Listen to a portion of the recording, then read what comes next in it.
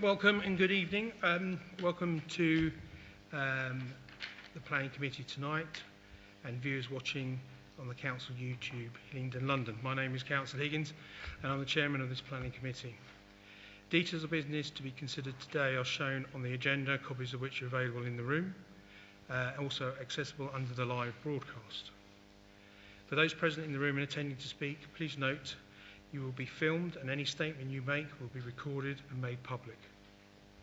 For those solely observing in the room today, you may wish to know that the camera is angled away from the public gallery where you are sitting. A reminder to anybody speaking today that your voice will only be audible when you press the button. We're not expecting a fire alarm, so if one does go off, please follow officers out of the exits. If you have a mobile, please turn it off or put it on silent. Committee members and the councillors will be using laptops and tablets during the meeting. They're not playing games, I promise you. There's also some resident feedback forms at the back if you'd like to fill those in, and on the live broadcast that you click a button there underneath there. So before we start, let's introduce the voting members. We have Councillor Roy Chandel, Councillor Davis, Councillor Smallwood, Councillor Mann, Councillor Singh, Councillor Garley. We have other officers here. I usually have a list of all you guys. I haven't got a list today, so I'm going to try and read you. Dr. Tilley, our transport. Kate Crosby, our planning.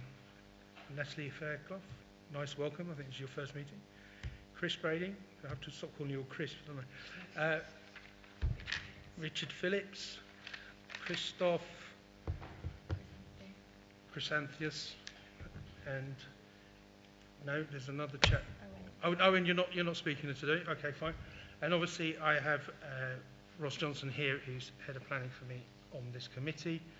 Of my legal is Jimmy Walsh, and welcome back, Anisha, from your thing. And she's head of democratic services for me on the night, and kicks me if I forget to do something. Okay, so let's go straight to the agenda.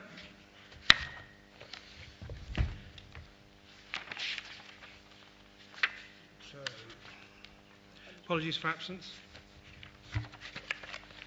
Apologies from Councillor Bennett with Councillor Smallwood substituted. Welcome, Councillor Smallwood. Declaration of interest in matters becoming for this meeting. Anybody?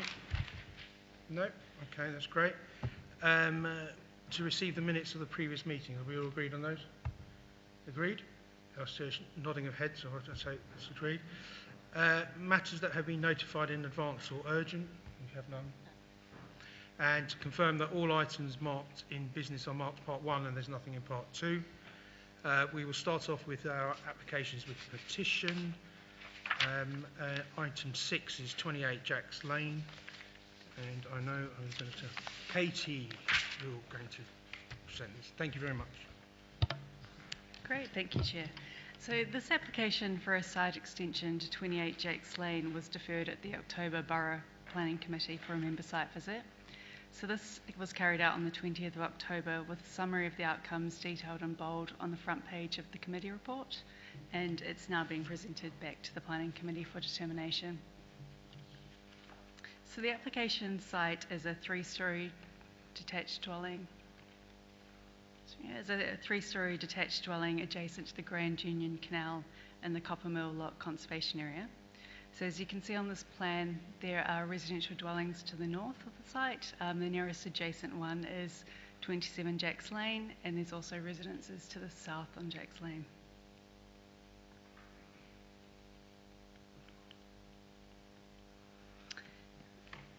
Okay, I should also point out on this plan that you can also see the horseshoe layout of the terraces to the north.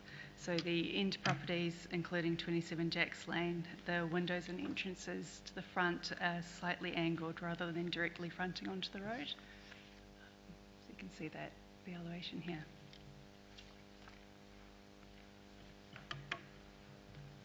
Okay, so the application seeks to create a site extension to the three-storey dwelling above the existing attached garage.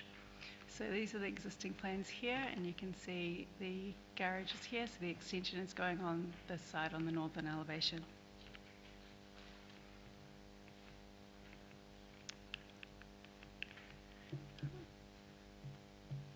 These are the proposed plans. So at the ground floor you can see there's an extension to the rear adjoining the garage, and then at the first floor and second floor levels the extension would be approximately 5.8 metres deep by 2.8 metres wide. And there would also, is proposed, a 1 metre deep balcony with glazed privacy screens at the first floor level. So the proposed extension would also be set well back from the principal front elevation by approximately 3.8 metres.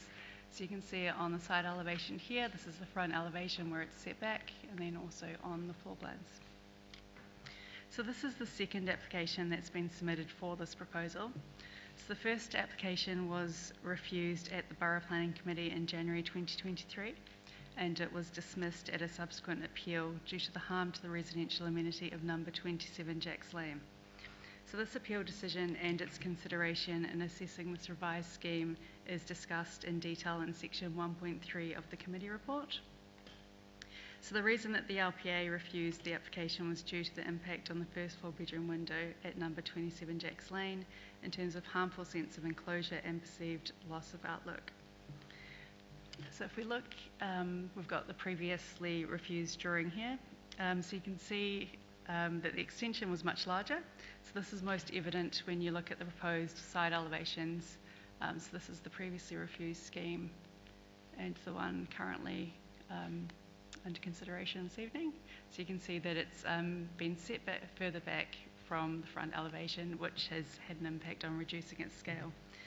So the revised proposal is well set back from the front elevation, which is considered to mitigate any impact on the outlook from the first floor window of number 27 Jacks Lane. And with the reduction in scale, the proposed extension is considered to minimise any other impacts on outlook from the neighbouring property. So we just go through some site photos. Okay, so this is the bird's eye view plan. So you can see the Grand Union Canal there and the detached application site. Okay, this is the front elevations from the street. So you can see number 29 to the left, the application site is this one here, and then number 27 to the right hand side. Okay, this is the front elevation. So you can see the bedroom window, the first floor bedroom window at number 27. So the proposed extension is proposed to go on this side but set back approximately 3.8 metres from the front elevation here. Okay, this is just some more images from the street that's looking south on the right hand side. And these are photos from the rear of the site. So you can see number 29 to the right, and then the application site is this one here. And this is just a wider view. So we've got in the centre of the site is the application, number 29 is to the right, number 27 is to the left, and the proposed extension would go in this, is proposed to be in this part here. Okay, so consequently it's considered that the revised application addresses the previous LPA and Planning Inspectorate reasons for refusal as detailed within the committee report and is recommended for approval. And I'd also just like to draw members' attention to the addendum report that's been provided. It just provides clarity on the petition, that there was a second petition received. It outlines what was the reasons for the petition and also provides clarification on updating some paragraph numbers with the changes to the NPPF. Thank you. Thank you. We have Anna Cardoso. Would you like to come forward? There's a seat over there.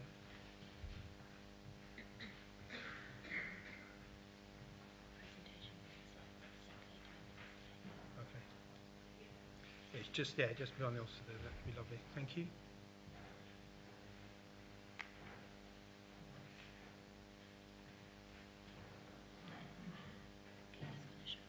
Okay. You've been here before, but I'll just go through it anyway. You've got a traffic light system. You've got green is 4 minutes, 1 is amber, and red, I will stop you. So I'm not being rude. I'm just keeping you to time. So you've got 5 minutes. Whenever you're ready, as soon as you press the red button, then the time will start. The president. Yeah, Katie's going to.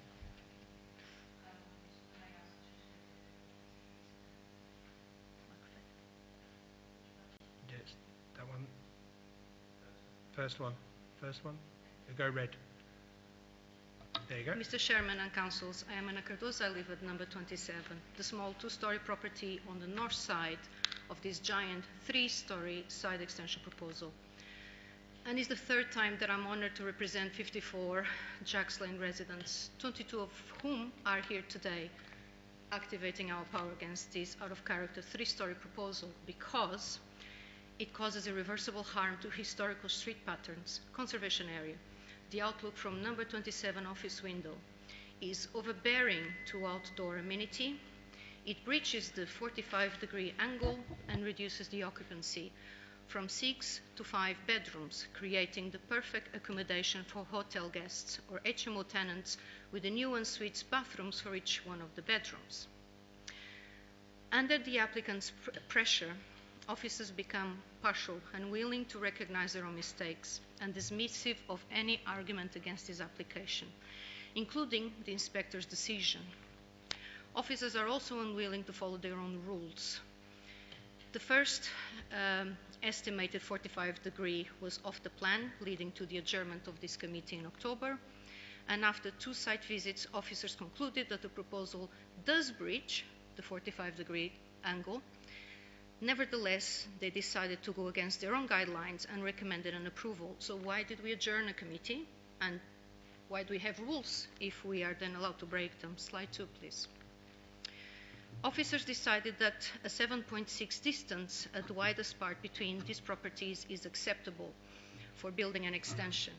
However, they disregarded the existence of outdoor amenity areas that would be at 1 meter distance from the overbearing 3-story proposal, which, as noted by the inspector, is the only 3-story house next to a 2-story house on the rest of the street.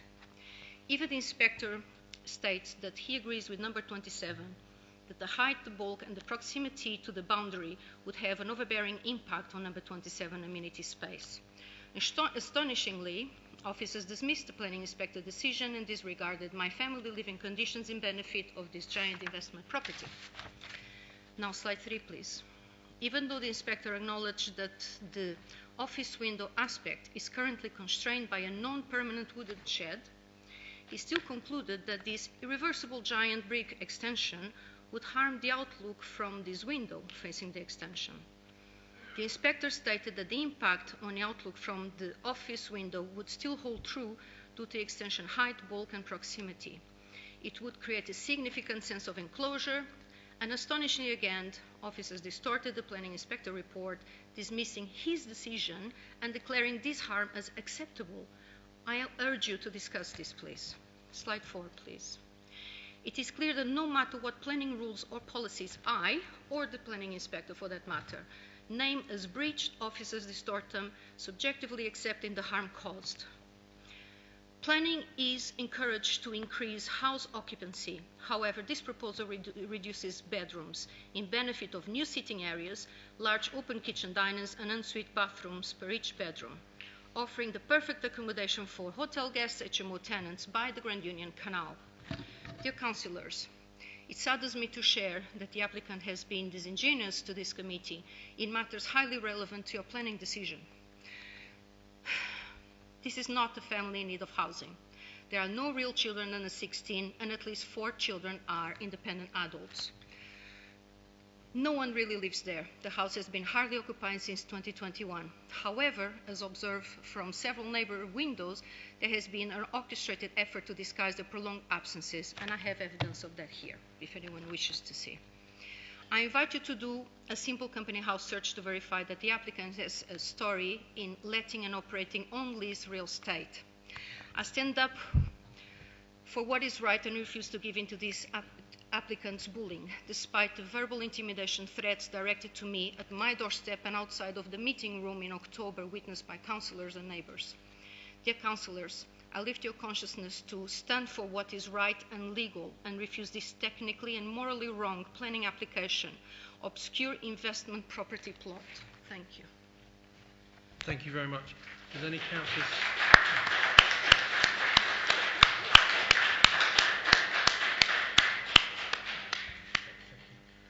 Does any councillors have any questions for the petitioner? No?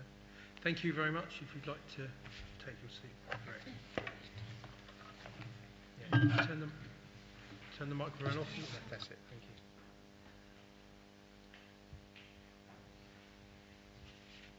So is it Ian Belcher that's here? Yeah. Ian Belcher, would you like to come?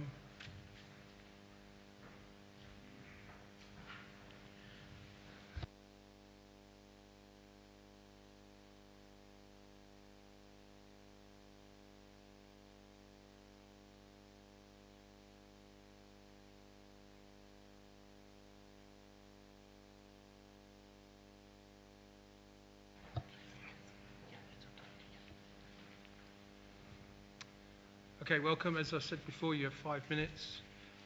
Green for 4, 1 for amber, and then red I will stop you. So whenever you're ready, you can press the button. Thank you. First button. Thank you. Okay, I did have a little script that I wanted to read through, but I'm actually going to stand up and talk to the audience.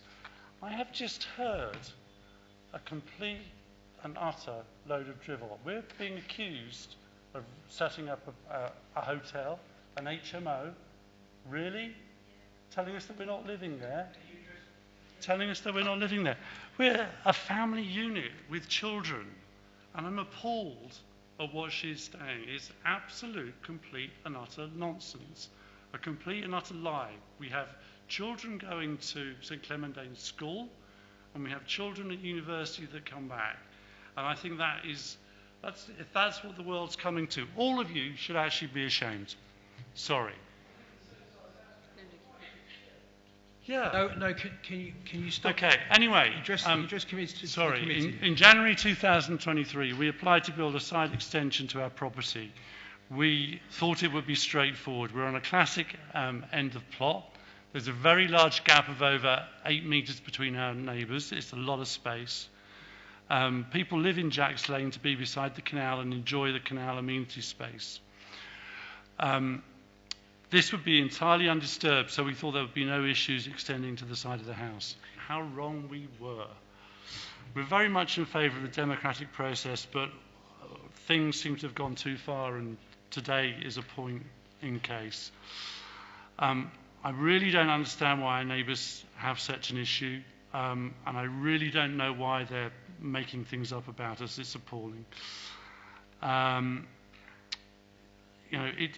she has told me that it's up to her whether she gives us permission to extend or not. It really isn't. We shouldn't have to be here today. Basically, we were measuring the 45-degree rule. That should have come back, and a decision should have been made. And the other thing that I want to point out, yes, you've invited lots of people here today, but not everybody is against the petition, far from it, in fact.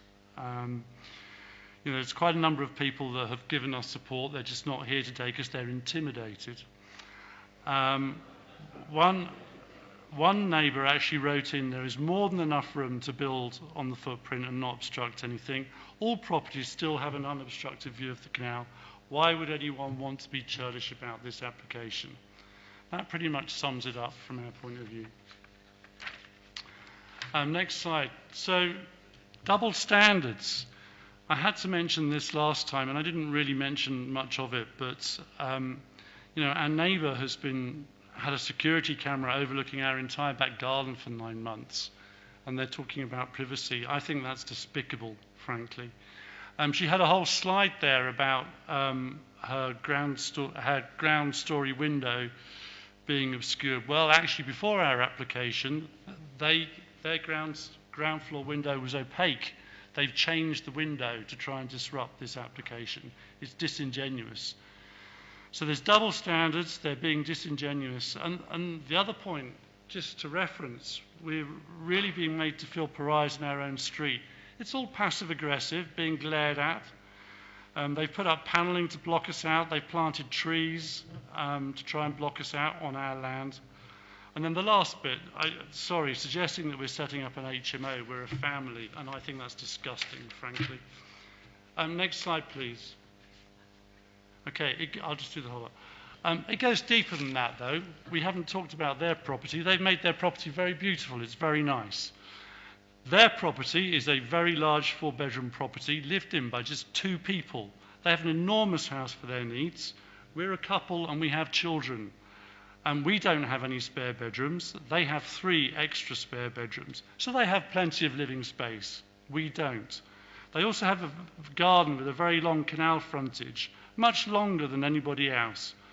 Because of this, our extension will really have no meaningful impact to their amenity space. To quote the planning inspector, they would barely be impacted, if at all, by this scheme. Not only that, we're actually giving them more privacy. We currently have an upstairs window overlooking them, which we're removing. It's just ridiculous. They're hell-bent on denying our family the opportunity to live in decent living space. It seems spiteful and unfair. It's been a very difficult time for our family. Next slide, please.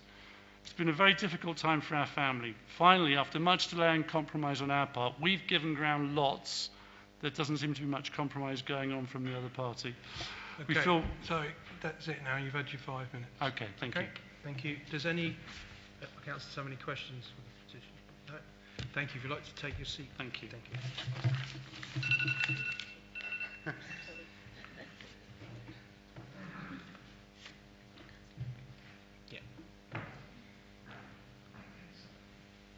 Councillor Goddard, would you... Thank you, Chairman. Yeah.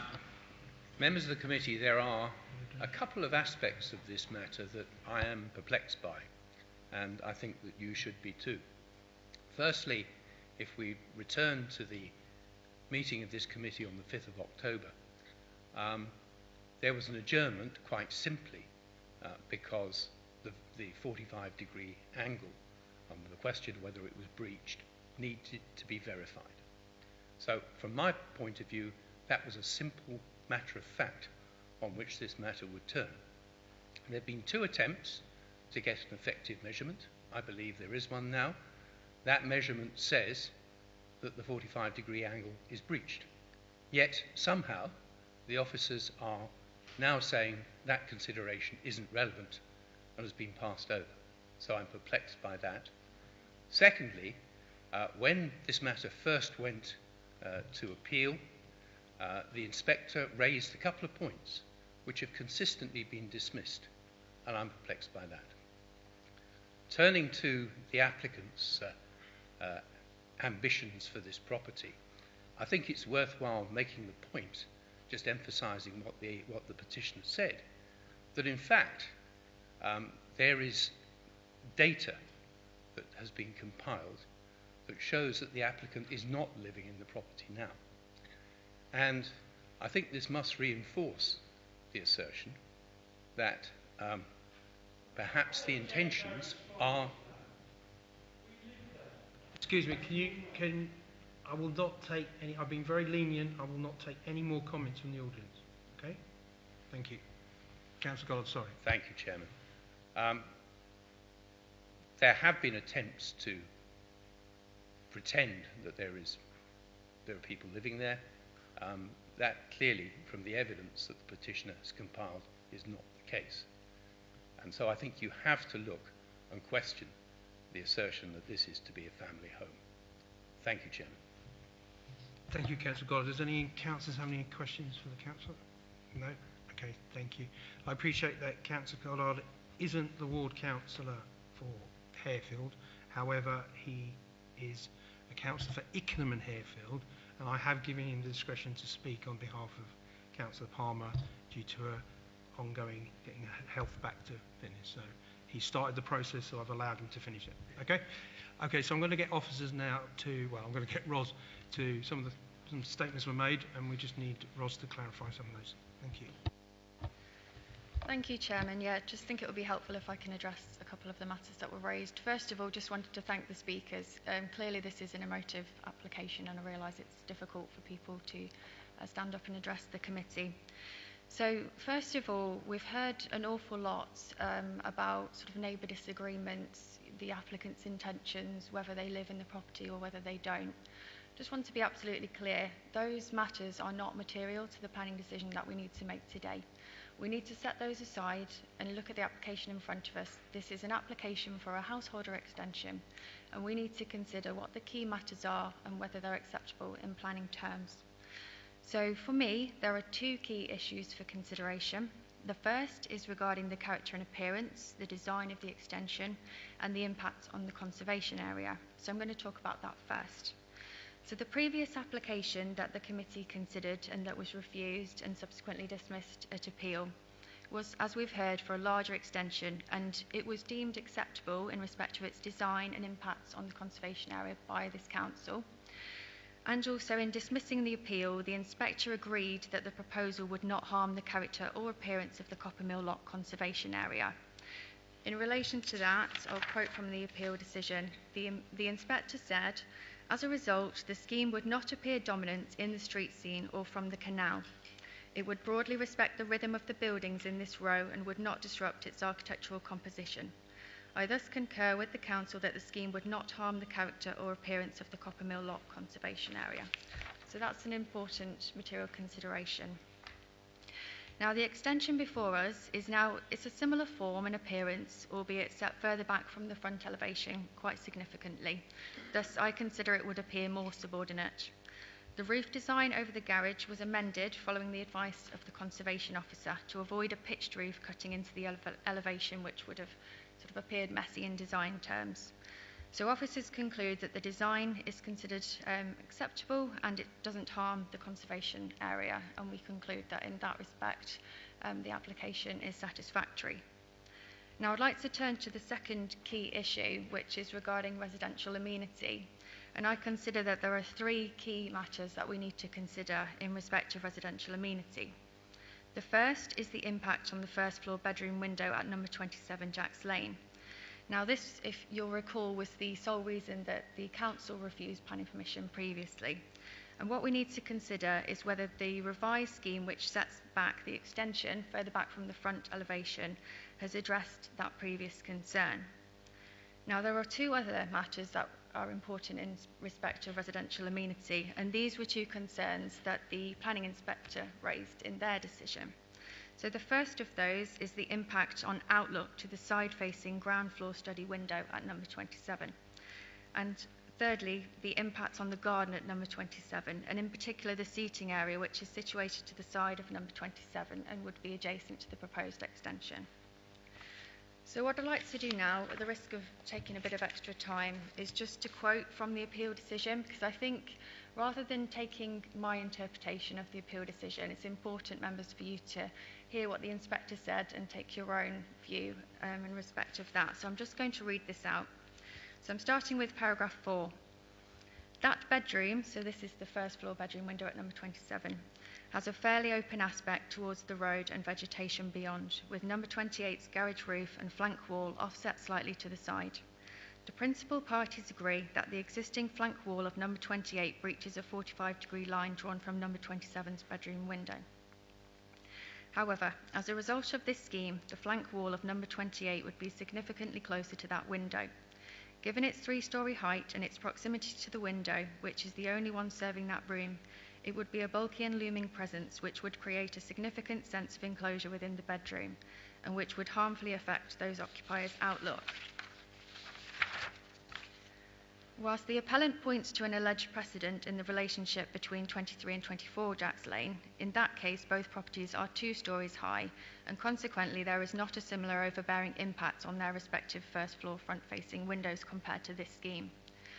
My findings regarding the impacts on number 27's bedroom window would, to a lesser degree, hold true of the impact on the outlook from its office window, which is also the only window serving that room. Although I observed on my visit that the aspect from there is already partially constrained by a shed/outbuilding in that property's garden. The proposed privacy screen would prevent any significant overlooking from the scheme's first floor rear balcony towards number 27, but given the height and the bulk of the proposed extension and its proximity to the boundary, I share the neighbours' concern that it would have a somewhat overbearing impact on those parts of their outdoor amenity space closest to the side boundary. I observed that number 27 also has an amenity space to the rear, and on the opposite side of the house, along with north-facing windows and rear-facing openings and a balcony providing an attractive view over the Grand Union Canal.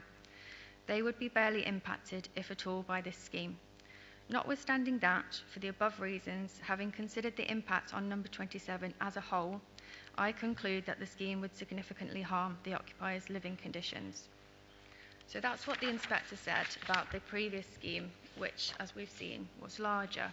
So now we need to think about this scheme and whether those concerns have been addressed. So I'm going to start with the bedroom window. So you'll recall this was the council's sole reason for refusal. So following a query at the committee meeting in October, a site visit was carried out because it was alleged that there could be an error in the drawing with respect to the depiction of the 45-degree guideline. So if you turn to your committee reports, the text in bold is the outcome of the visit. Now, officers took 2 different visits, and we took a number of measurements with lasers, and our conclusion is that the 45-degree guideline is breached, albeit by a relatively small margin. Now, we need to remember that the 45-degree guideline is just that, it's a guideline, and there's some important factors in this particular case. The 45-degree guideline is typically applied in considering front or rear extensions in relation to their projection beyond the front or rear elevation of a property.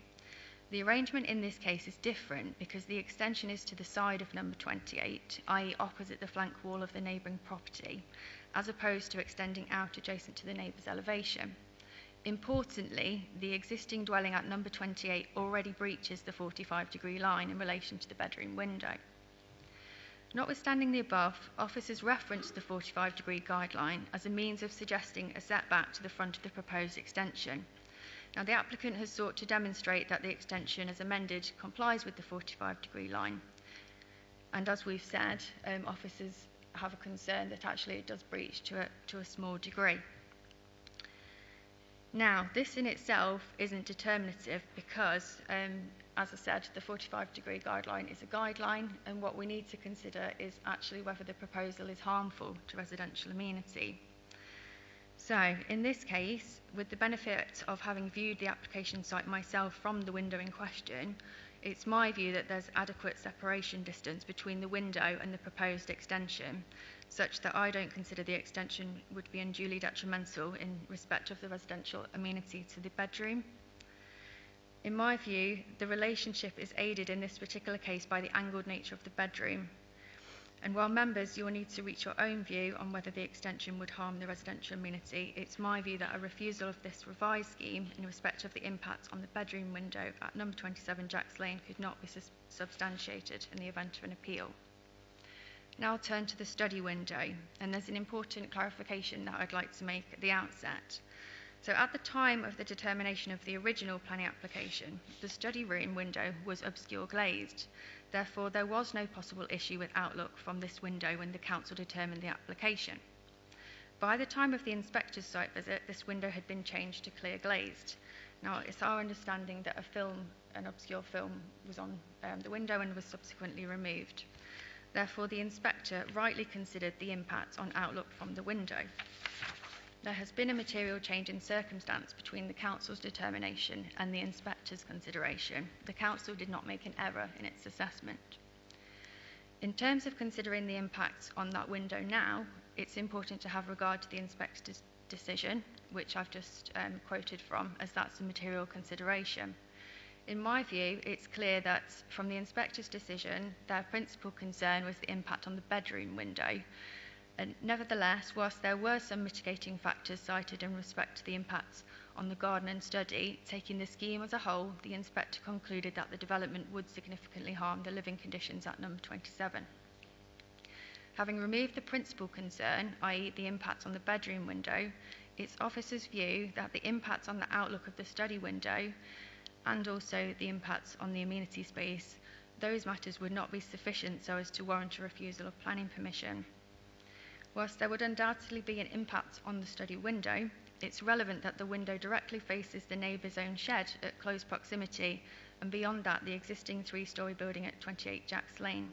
The outlook from that window, which did not exist at the time of the first application, is already compromised, and the impacts of the extension, which has been reduced since the refuse scheme, would not, in officer's view, warrant a refusal of planning permission in the circumstances.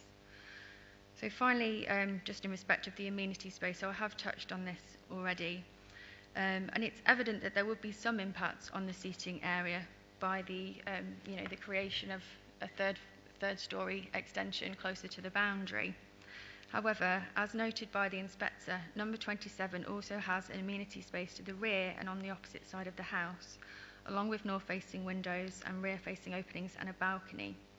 Taking all of this into account, the impacts on the amenity area as a whole, in my view, would not warrant a refusal of planning permission, and officers consider it very unlikely that a refusal of planning permission could be justified in the event of an appeal.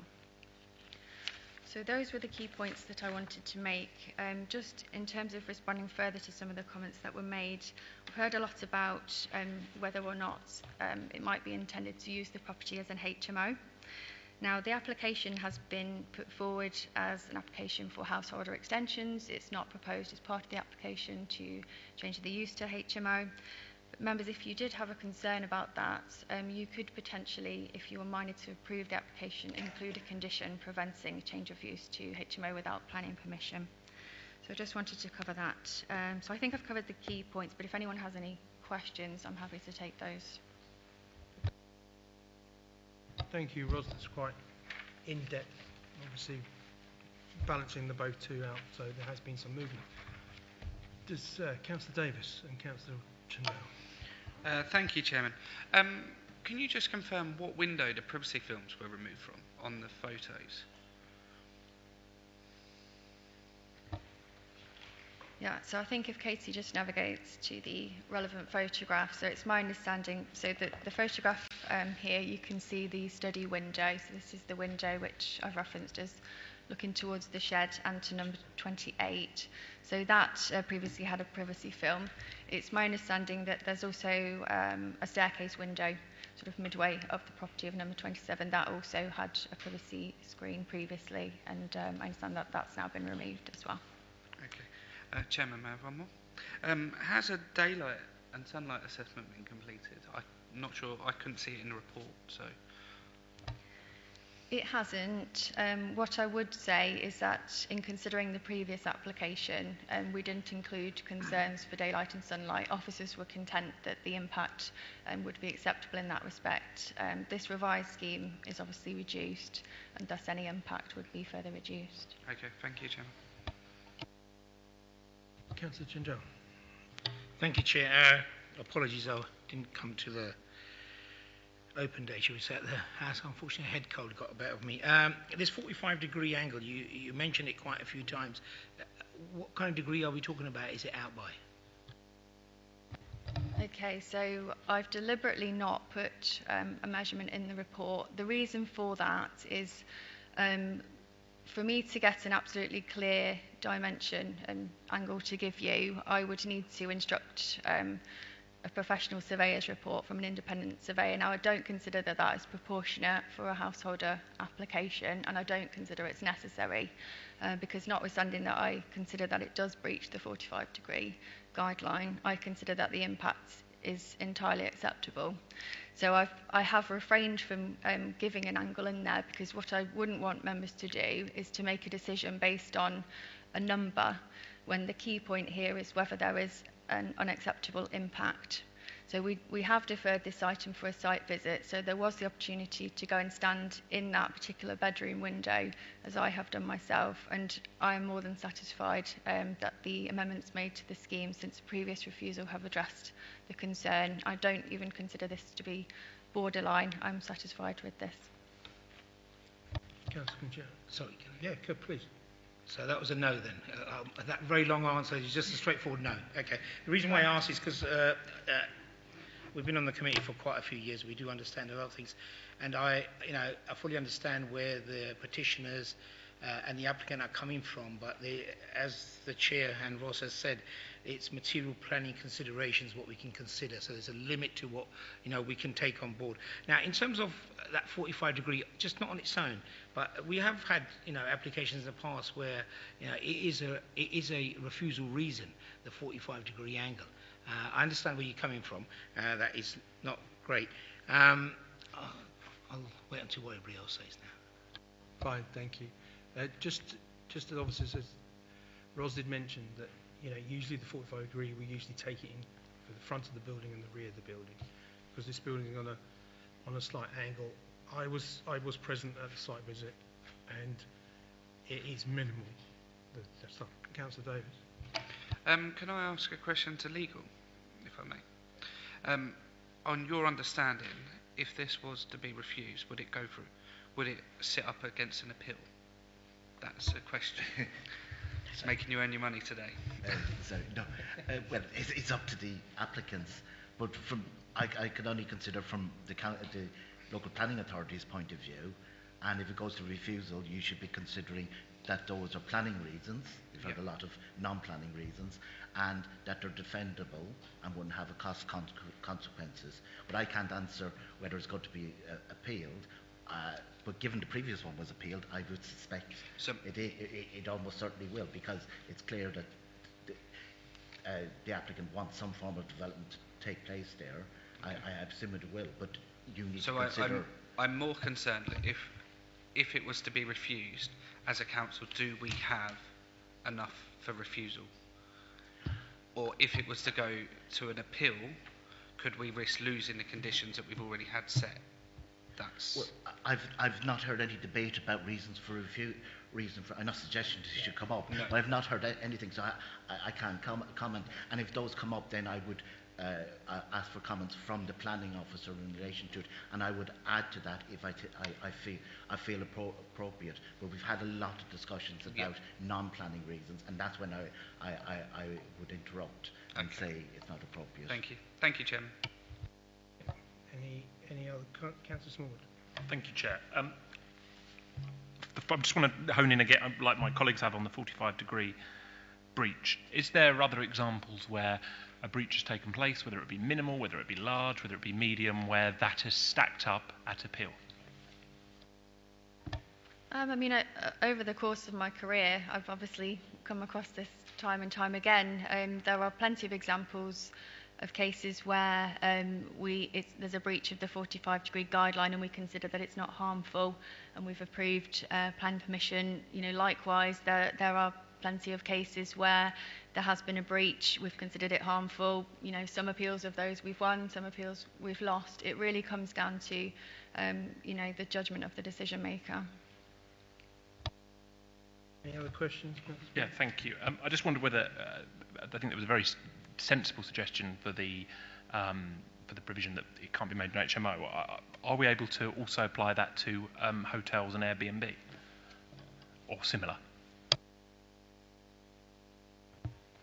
Certainly a hotel would require plan permission in its own right anyway, so that doesn't need to be included in the condition. The Airbnb is slightly more complex because you can do a certain amount without it constituting a change of use, but we could certainly look at sort of putting the kind of most restrictive. I'd have to have a think about the wording offline, but I could, if you were minded to approve, I could share any wording with the chairman if that would be helpful. Given that was a concern of residents, I wondered if we could look at that if we were minded to approve this.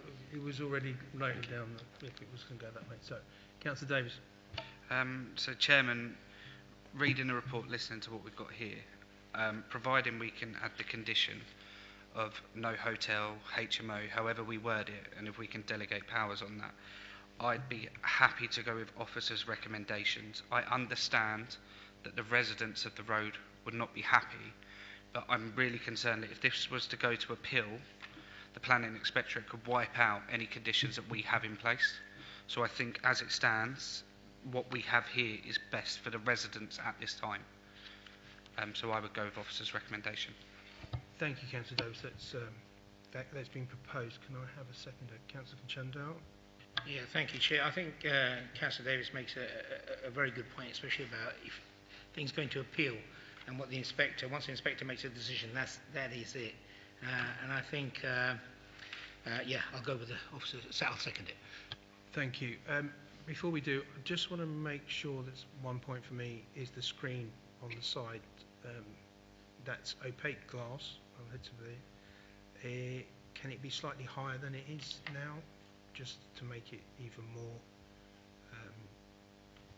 solid, I think, is the better way to say.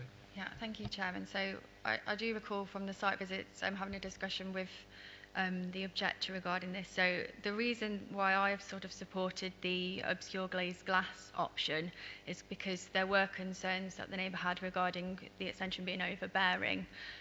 So the glass, obviously letting light through and being sort of more slimline, is preferable in my opinion, compared to brick. So that's why I've supported that material. Members, if you felt a different material was appropriate, we could amend a condition to state that. In terms of the height, I don't know if we've got the slide there, it's the proposed screen sort of angles down. So you could specify a particular height, you could specify that it goes straight across, is that height for the whole length. Those would all be perfectly reasonable things to note in a condition. Okay, I'd like that to, basically I want it as a maximum of privacy. Yeah, so I would you can suggest come back. 1.8 metres. Yeah, 1.8. If there's any variations, you can come back to me offline. Yep. So I'm proposed and seconded. We have agreed that we'll have the extra condition of removing the rights over HMO and see whether we can tighten up on Airbnbs. Okay.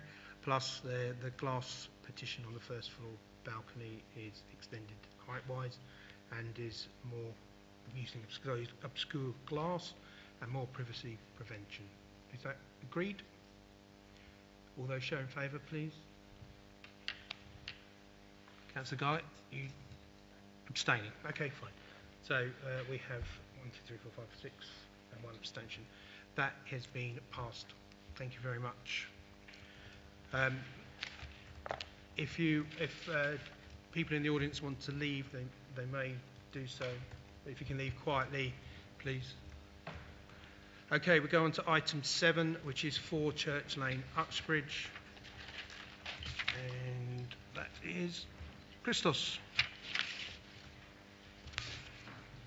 Thank you, Chair.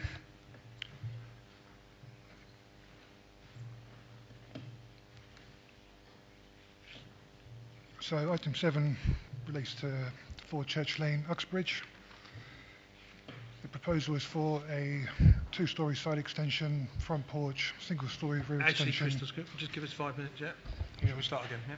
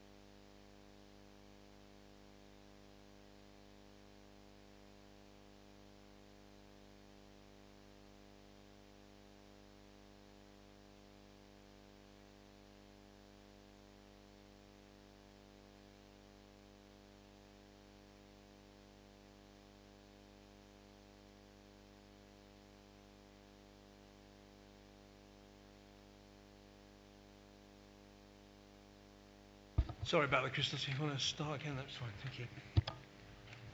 Thank you, Chair. So the application site is 4 Church Lane in Uxbridge. The application proposal is for a 2-storey side extension, front porch, single-storey rear extension, conversion of the roof space to include a rear dormer. So looking at the location plan, the site is located on the west side of Church Lane in Uxbridge and is formed of a semi-detached dwelling. There are no notable constraints. To the northeast, you can see hatched in yellow is the Uxbridge Moor Conservation Area. Just showing you the existing block plan and the site plan and the elevations. So during the course of the application, revised plans have been received, reducing the width from 4.47 metres to 2.79 metres. The side extension would now not exceed half the width of the original dwelling, and that 4.6 metre side gap would be retained to the boundary with the neighbour number 5, which is located to the south. The existing hard standing accommodates parking for one off-street space, and that would be retained as existing, and the Highway Authority consider this arrangement to be acceptable. The first floor extension is set back 1 metre behind the principal elevation and 40 centimetres down below the main ridge, and this achieves a subordinate association with the host dwelling. There are examples of 4 gables along Church Lane, including at number 5 next door. The proposed single-storey rear extension would project 1.37 metres from the rear, and that, along with the front porch, are considered to be acceptable with regards to their scale and proportions. Also, the rear dormer is considered to sit comfortably within the rear roof slope and will not exceed 2/3 of the width of the rear roof slope. So overall, the extensions would comply with the guidance set out in policy DMHD1. Just showing you the proposed elevations. So in terms of the accommodation, in the first floor of the side extension, a bedroom would be formed, and in the ground floor would be a open plan living and dining room. Materials are proposed to match the existing and would be secured by condition, and that is condition 3. In the interest of preserving privacy and reducing overlooking the condition, it's recommended to obscure glaze the first floor side window, and which is condition 5, and condition 4 is also suggested, which would restrict any other windows and openings, again in the interest of neighbouring amenity. So subject to those 2 conditions, the development is considered to be acceptable with regards to its impact on neighbouring residential amenity. Living conditions following the development are also considered to be acceptable. The matter has been brought to committee due to a petition and neighbour objection which raised concerns regarding the creation of a HMO. On this matter, I would like to draw members' attention to the addendum report, which details a site investigation carried out by a senior officer. It is also noted in the first instance that the site is covered by an Article 4 direction which restricts dwellings being converted and used as HMOs. In the event of the application being approved, a condition has also been recommended which restricts the use of the dwelling as a HMO, and that's set out in condition 6. Concerns were also raised regarding refuse arrangement, and the condition has been recommended to secure these details, and that's at condition 7. It's just to take you through the photos. So we just see the aerial view of the site. You can see the residential site surroundings. Just a view of the frontage here. So the application site is the one on the left with the red painted brick, and number 3 to the right. And here we see the application site and the gates leading to the hard standing and the paved area just surrounding it. And to the left is number 5. And here we see again the hard standing and the gable end of the neighbour number 5. So to conclude, the application is recommended for approval subject to the conditions detailed in the committee report. Thank you, Chair. Thank you very much, Christos. That was good. Okay, so we have the petitioner, Andrew, forgive me, is it Lazarevic? Is that correct? Sorry, beg your pardon, forgive me. Whenever you're ready, you have your 5 minutes. I think you heard from before. Yeah.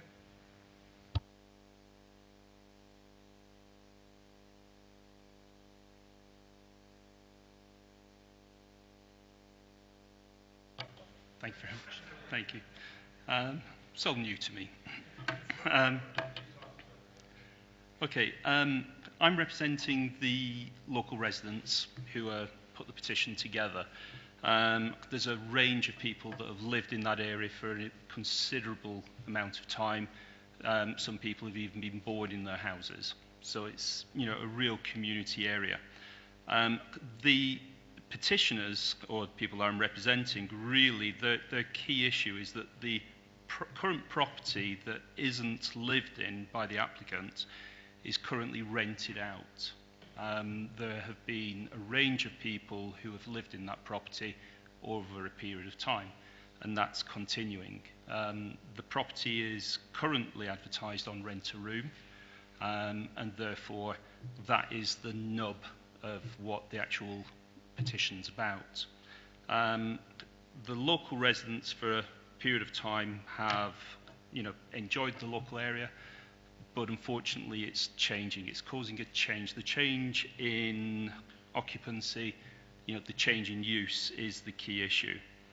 I see that you've put on there a recommendation about not to be used as a HMO, and I welcome that. And I think that's when I read through it, yes, what I'm reading is a potential recommendation, but the HMO thing is something that is the big issue for us, because that's what it currently is. That's what we're currently living with in our community.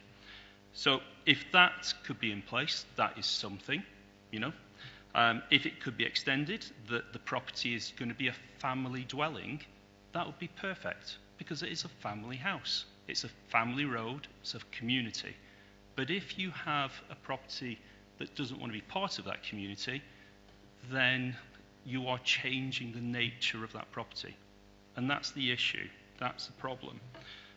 With that comes a range of issues that local residents have had to face, and that's been documented, and you've read that, folks. I don't need to go through that. You've had those documents.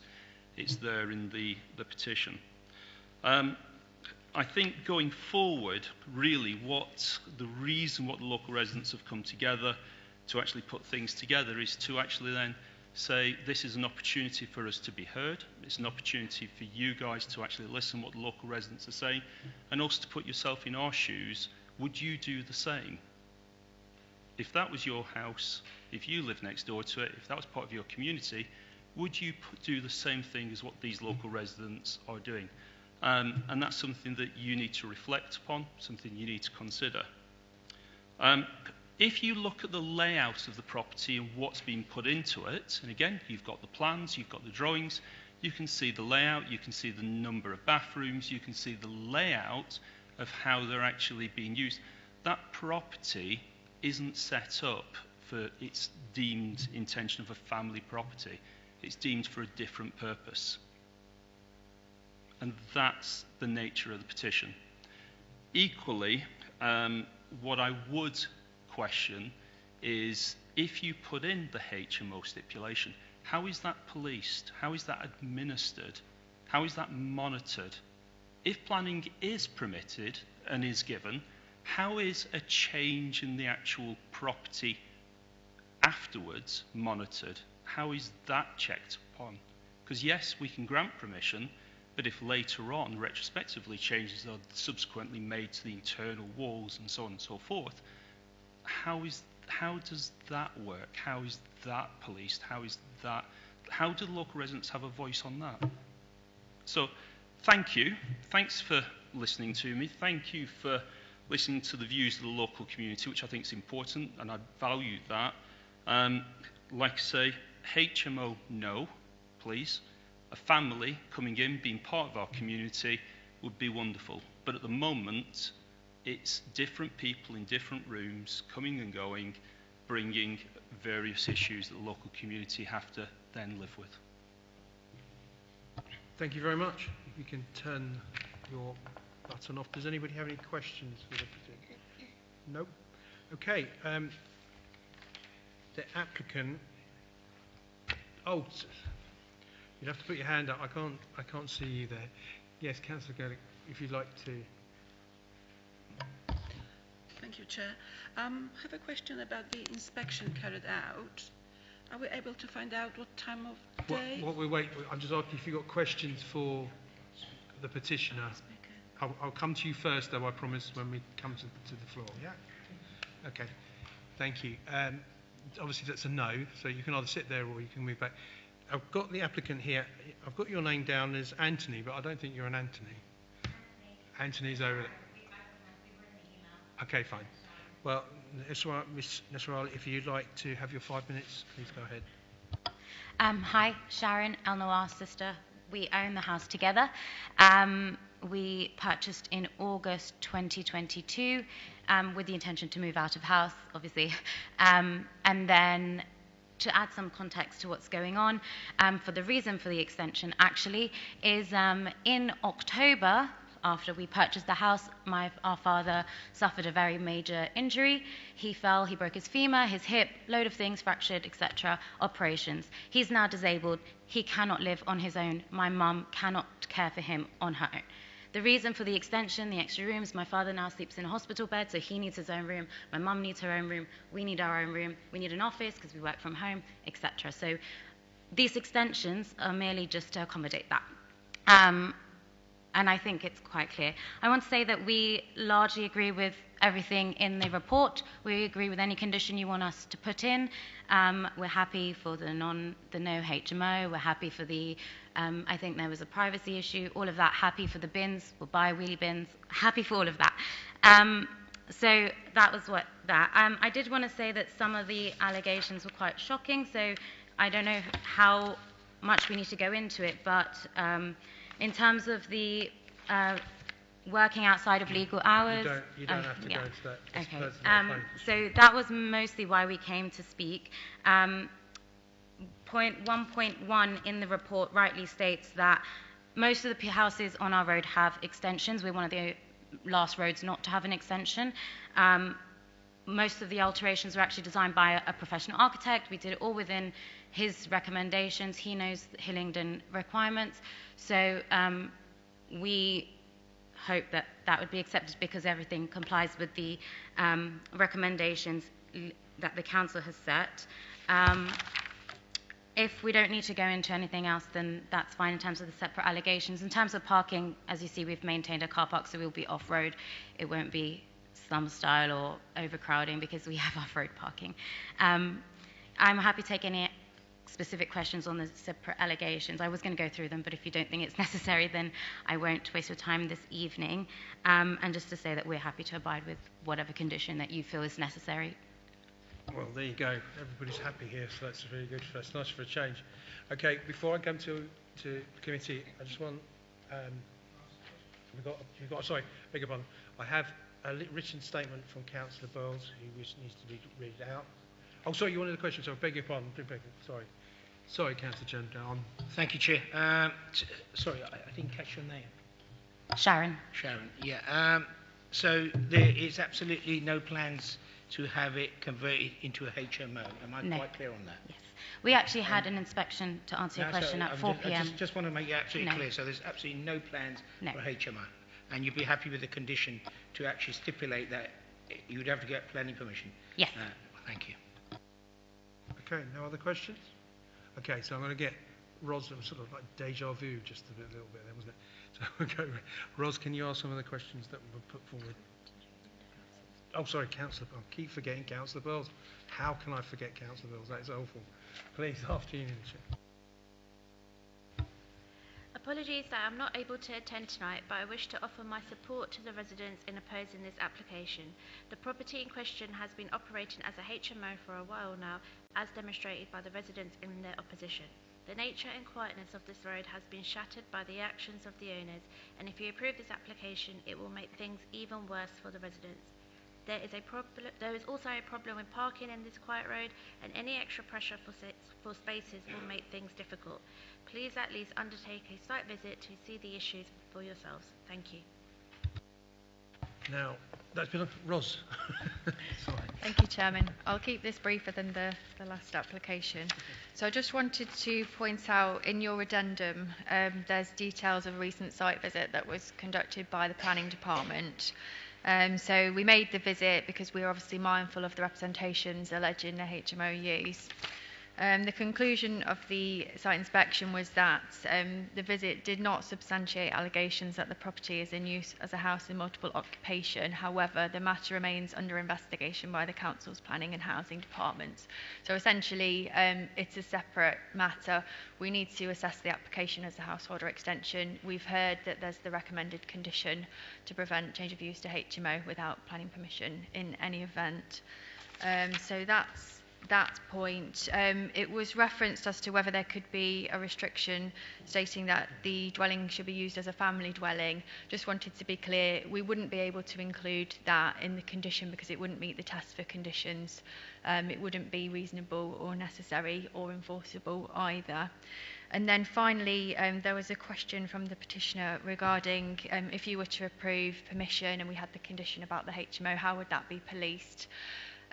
So you'll appreciate, councillors, that any property could potentially have a change of use, and we can't obviously go around and monitor every property. So it does rely on a sort of proactive, reactive approach, I should say. So if neighbours considered that there had been a change of use without planning permission, what they would need to do is report that to our planning enforcement team, and they can do that on the website. It's quite quick and easy to do, and that would be referred to the enforcement team, who would then investigate and take action as appropriate. So hopefully that's clarified those points. I'm happy to take any questions. Fine. I have a list of people that wanted to. I'm going to go to Councillor Gerlich first, because obviously she was so enthusiastic before. We'll let you go first, and then I've got Councillor Chandell, Davis and Smallwood. Thank you, Chair. Continue. Inspection that you carry out, was it specifically because you were asked to go there, or was it just your own initiative? And did the people living there, or the owner, did they have prior notice of your visit?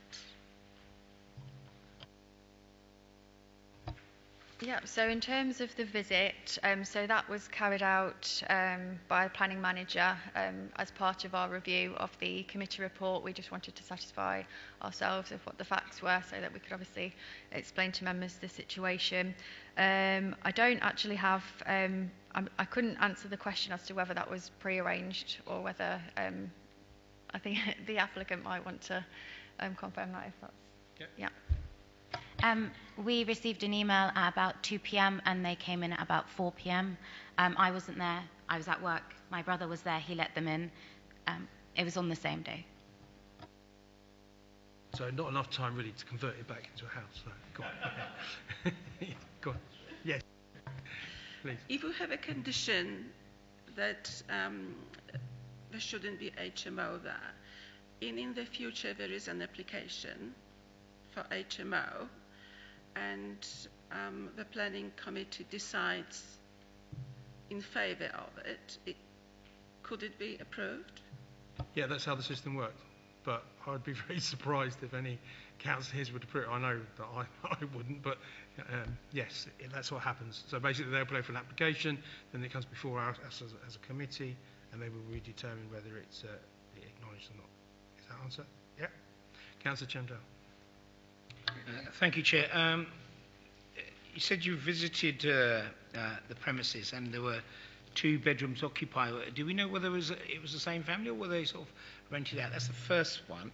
Second one, I just want to say to the petitioners, council does take action against illegal HMOs. My ward itself, every application has to come to the planning committee.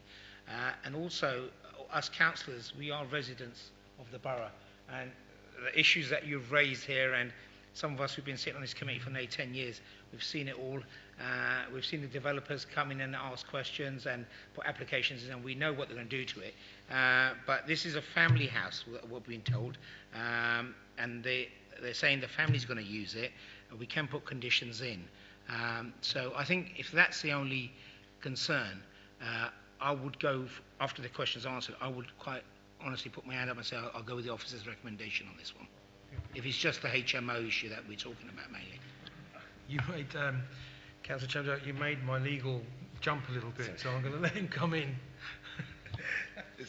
Sorry, I do apologise. I slightly overreacted, but it's the HMO stuff is background. It's not relevant to your decision today. Even if it was a breach was going on, and Ross said there's a breach going on, you're considering the application in front of you this evening, not the enforcement. If there was an enforcement matter, and actually the evidence shows there is not an enforcement matter, so you need to consider the extension, etc., etc., not what the history may or may not have been. That can never be a reason for refusal in anticipating a breach or a breach that's been in the past. I have to be clear about it. Thank you, Jimmy. I don't think Councillor Chandel was trying to inflame anything. It was just the way he was just bringing it forward. But I'm not going to speak for him. If you just thank you, Chair. No, the only reason why I raised it was it's quite clearly both the applicant and the petitioner, they've agreed that it's one issue that they're talking about. They're happy with everything else. That was the only reason why I asked. I understand fully, as the Chair knows, this is not grounds for refusal. But it is, in terms of bringing the committee down to a rather than a legal point, but a common sense one, what ordinary Joe Bloggs like me can understand. Saying, look, we understand what the issue that you've raised, and this is what we're doing about it. Thank you, Chair. Thank you, Councillor Chandler. Councillor Davis? Thank you, Chairman. I heard what the resident said about out-of-hours working through and what's in the report. Can we add a construction management plan, or is the site not big enough? I couldn't see it in there, and I normally look at it straight away. I'll let Ros check that. Is there any other question? That's it at the moment. No, If we have the construction management plan, can we put conditions of working hours? Well, Ros will look that up and we'll come back to you. Yeah. Any other questions, Councillor? No. Okay, Councillor Smallwood? Chair, Jimmy has very kindly answered my question. I just want to end. So, if with your permission, I'll take the recommendation for officer's approval. Second it. Yeah, okay, that's fine. Okay, I've got Councillor Singh. Thank you, Chair. I think we had enough discussion about HMO. May I ask the officer, they have enough parking space? So if they have, then I will support the officer's recommendation. Thank you. Ros, do you want to tell it? Yeah, if I just respond to those. So I wouldn't recommend we include a construction management condition, just with it being a small, relatively small scale householder application. I mean, we approve, thousands of them, and it's not something you would usually put on something this small scale. So I wouldn't recommend it. We do include informatives on our householder decisions, which refer to the separate environmental legislation which protects residents from disturbance and noise. So if there were statutory nuisance caused through this development, the council could take separate action outside of the planning system. And then just to cover off in terms of parking, I don't know whether we've got a photo we can go to. There is an existing parking provision at the front which is to be retained. So we're satisfied in that respect. Okay, Councillor Davis, I haven't forgotten you, Councillor Mann, just answered the question. Is there a way that we can just put an informative for working hours? Because I noticed it was raised. We don't have to have a full, but just reasonable working hours. I believe that it will go on as standard, but I will double check and make sure that goes on. Yeah. Thank you. We'll make it sure if there's an informative. Councillor Mann, sorry. Don't want to add too much to the discussion, thank you, Chair. I just wanted to say that it's quite refreshing to see, for a change, with the applicant and the petitioner sort of almost, willing to work alongside, even if it's within the chamber. So I just wanted to say, even though I've been on this committee for a small period of time, it's quite refreshing to see where the applicant actually says, you know what, yeah, any conditions you want to put forward, we're sort of happy to abide by that. So I'm happy with the officer's recommendations in the report. Thank you. Thank you, Councillor. It is very refreshing that one side wants this and the other side says, yeah, we do it. That's great, no problem. That's what we want all planning commissions to do. Councillor Royce. Sorry, Chair, just on the last one about the parking, I've never seen a PTL of 0. I mean, how does that come about? Unless you're living in the countryside about 100 miles away from main transport. I can't understand how we get... I've highlighted it quite clearly on my report, so that'd be interesting to hear. Tilly. Thank you very much. Yes, quite a large part of the borough, particularly in the north, has a PTAL ranking of 0. That indicates that there's no practical, convenient access to public transport based on thresholds of walking to bus stops and the like. Thank you, Chairman. There you go. First one about. So, I'm proposed and seconded. Can I have show of hands that all those in favour of this application? That is unanimous, with making sure the informative is on there. Right, so we go to the last petition item, which is item 8, 10 Oakwood Road, Pinner. And that is Chris.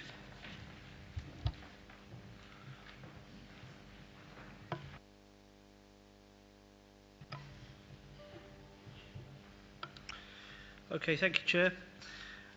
Item 8 relates to the application site, which is 10 Oakwood Road, Pinner. The proposal is for the demolition of the existing 2-bed detached bungalow and construction of a 2-storey building comprising of 2 times 1 bed and 2 times 2 bed flatted units.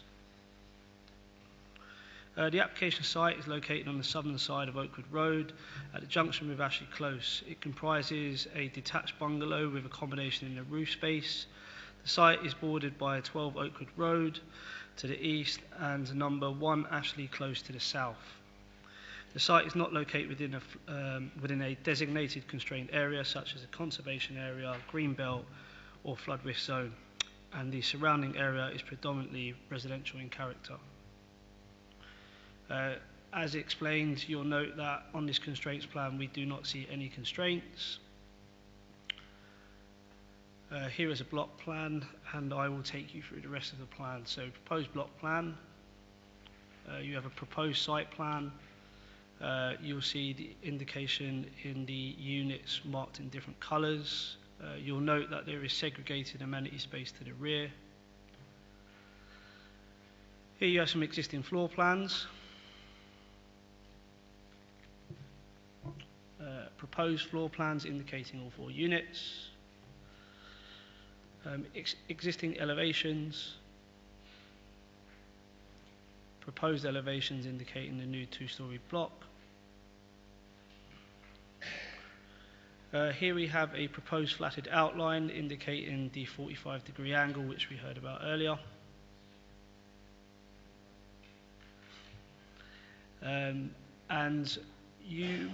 I'll go on to this in a moment, but you will note some members of this committee may remember this application coming to Planning Committee previously, so we have included some of those previously refused plans in the presentation for you. So here you have the same 45-degree angle plan. Again, the flatted development is keyed in different colours to denote the different areaed flats. The front elevation, side elevation and rear elevations. Here we have a bird's eye view indicating where the site is and also the existing building that's occupied on the site at the moment. And just some photos in context. So, as I said, members of this committee may have been present for the presentation of the previous application on this site, which is inherently similar to this application.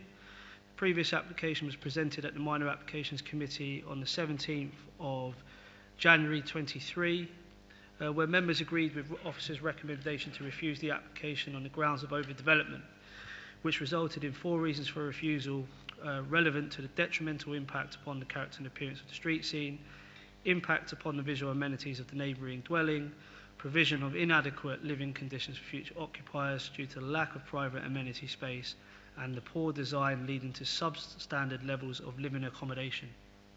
Subsequently, this revised application has been submitted, and in order to approve the application, both officers and members would have to be comfortable that the proposal overcomes the previous reasons for refusal.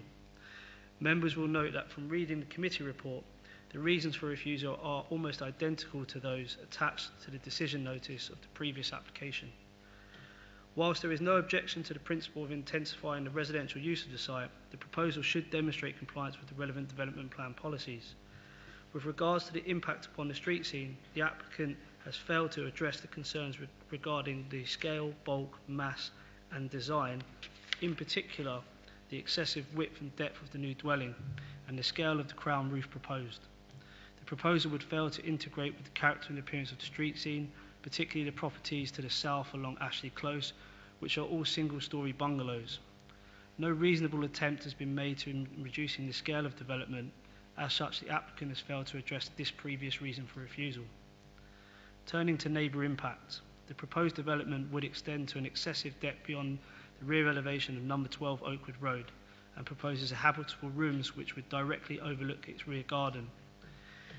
The impacts on the residential amenity of number 12 Oakwood Road remain the same as determined under the previous planning application and have not been addressed.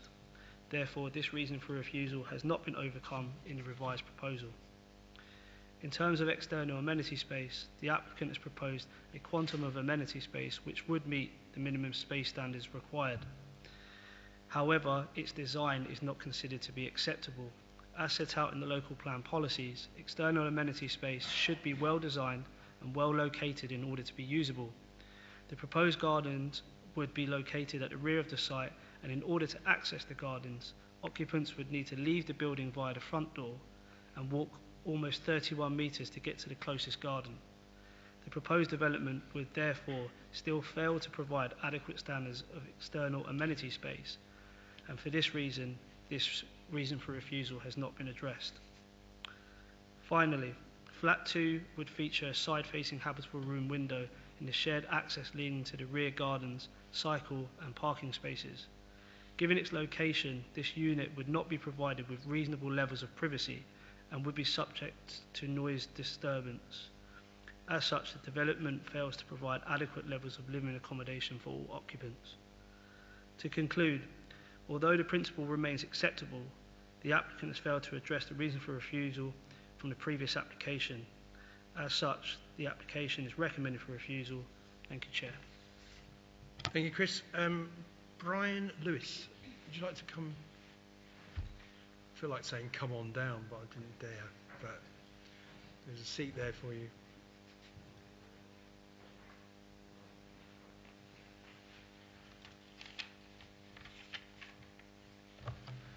Thank you. Good evening, Chair, Committee. Thank you for giving me this opportunity to address you this evening regarding 10 Oakwood Road. I speak on behalf of the petitioners, who mostly live in Ashley Close, and also the Northwood Hills Resident Association, who have made an objection. I live immediately adjacent to the garden of this property in Ashley Close. The two longest sides of the plot has one of them on Ashley Close, and Ashley Close is all bungalows, which are the same as this, so it blends perfectly at the moment at the existing building. There's three main things I wanted to mention. We entirely agree with the planning officer, who's in favour of refusal. This development would be overbearing and incongruous on this very prominent corner, junction of Ashley and Oakwood, neither blending with the bungalows on Ashley or the housing on Oakwood Road. It would also require the demolition of a very large bungalow with rooms in the roof space, which would make a perfectly good family home. And I know Hillingdon are not in favour of demolishing family-sized homes from their local housing plan. The application was refused at the first hearing. This second application has sought to make some alterations, but they are negligible.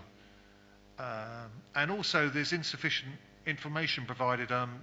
Quite a big point is made in the supporting evidence that the roof is now lower than the next door house, number 12, and the line is drawn on the front elevation, but there's no dimensions given.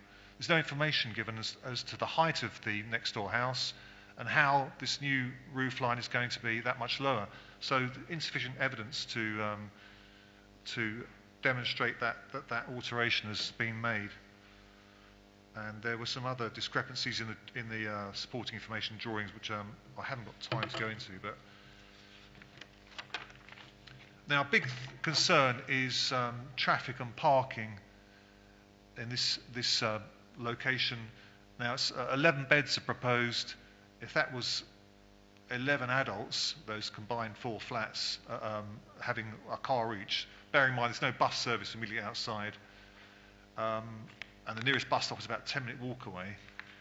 There's only 4 spaces proposed on site. Where would the other 7 cars park? Because there's hardly any parking there now available. Plus, you have to consider their friends, family, deliveries, carers, etc. have got to park somewhere. Now, since Hillingdon made the roads around Northwood Hills tube station, which is about a 15-minute walk away, we get lots of commuters parking at Oakwood Road, taking up parking spaces, and in Ashley Close as well. And they even park on the corner. So, for example, I'm cycling out of Ashley Close. I can't see around the corner because there's a car parked sometimes on the curb blocking my view. And a new phenomenon, I don't know if this happened elsewhere in Hillingdon, but we've got 2 cars that have been dumped in Ashley, because it's been there for months, and I think they don't comply, they're non-compliant with the ULEZ, so people can't afford to drive them, so they just abandon them. So they take up parking spaces, and then also this development planned a driveway on Ashley Close, or two driveways, so that would require 2 spaces in front of that, then opposite this very, very narrow road, the access to Ashley Close. So it would just be a terrible congested site, plus you've got people looking for parking spaces in the morning. And then finally, I just want to mention as has been described, it would be particularly overbearing for the residents of number 12 Oakwood Road. Be very close to them, and would be a huge loss of privacy, and would be very much detrimental to their lives there. And generally, it would be an increase in noise and a loss of air quality should this development go ahead. So, just to summarise, the residents of Ashley and Norfolk Hills Residents Association strongly object to this application. Thank you, Chair. Thank you, Mr. Lewis. Okay, does any councillors have any questions for Mr. Lewis? No, thank you very much. Do you want to pick up, Katie, do you want to pick up any of the questions asked by the petition, or you?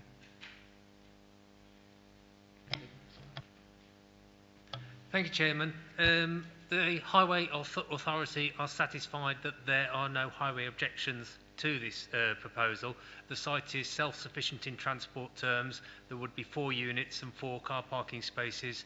There's no parking restrictions. It's got a PTAL score of 2, indicating moderate access to public transport services. No highway objections, Chairman. Thank you. Thank you. So that's good. Councillor, Kate, beg your pardon. Yes, I was going to mention that the matter that was raised that we haven't included as a reason for refusal is the highways impacts, which Alan has addressed. Other matters raised was impact on number 12, it forms a reason for refusal. In terms of noise, it is a residential location, so the intensification of residential use in this area is considered that it wouldn't impact over and above what can be expected from a residential property. If it does become a statutory nuisance, then that is addressed through other services. In terms of the evidence that was provided to planning officers to assess the proposal, we consider it sufficient to do that. There is a street scene elevation that demonstrates it may not have the specified heights of the neighbouring property, but it does, we can measure it on the plans, and the proposal's been considered relative to that neighbouring property. So the height, if it was to be granted for approval, which the recommendation is refusal, the expectation is that it would be built in accordance with the street scene elevation. So the information submitted is appropriate in that respect. I think that's pretty much the points that were raised. Thank you. Thank you, Kate. Okay, Councillor Chandel. Councillor Davis. Thank you, Chair. I think the the petitioner has made a very good point. The officers have given a very good report for refusal reasons. I don't think that we should spend too much time on this, and I go with the officer's recommendation. Thank you very much, Councillor Davis. Chairman, I'd like to concur with what Councillor Chamdow has said, and I'd second officer's recommendation and just comment. Thank you very much. So that's been proposed and seconded. Can I show hands, all those in favour of the officer's recommendation? That's unanimous. Thank you very much, Mr. Lewis. Okay, now we come on to non-petition items. We did item 9, which is Bearite Industrial Estate, and that's Richard. Nice to see you, Richard. I haven't seen you such a long time. When I was first the planning chairman, Richard was here. I'm trying to show he's how old he is now. After you, Richard. Okay, thank you, Chairman, and thanks for your kind words. Okay, yeah.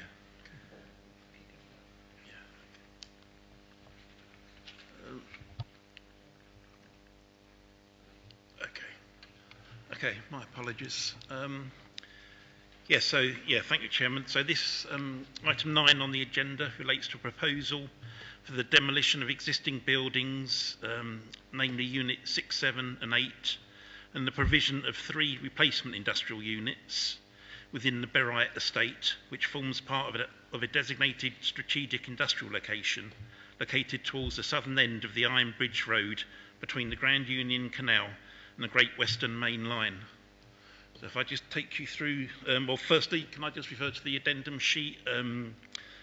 That just relates to the latest comments from the London Fire Brigade, and they're just confirming that they raised no objections to the scheme, in particular a fire hydrant location plan, which was submitted by the applicant in order to address a previous matter raised by them. So importantly, that they've raised no objections to that plan, and we'll see that in a minute. So that is the location plan. The area that our site is hatched in, well, shaded in pink, and with the estates access to the right there. So again, that's the constraints plan, our site, outlined in red. That shows the extent of the industrial area, the designated industrial area, hatched in sort of beige colour.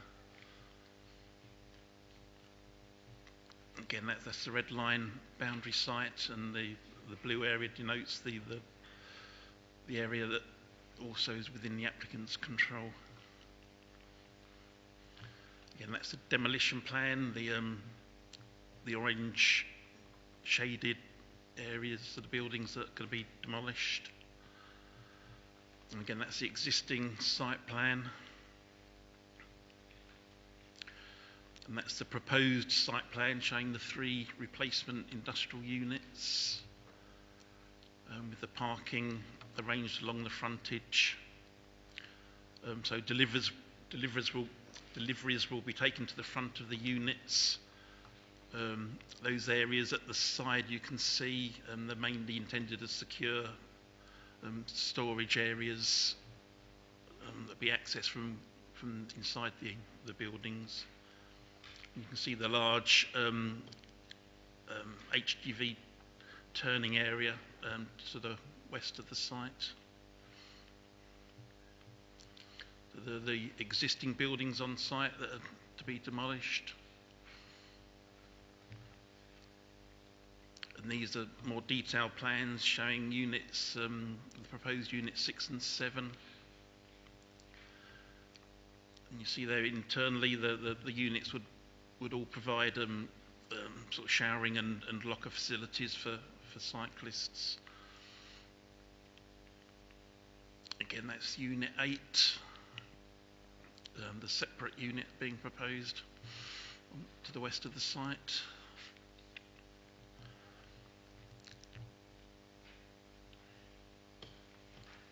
Again, that just shows that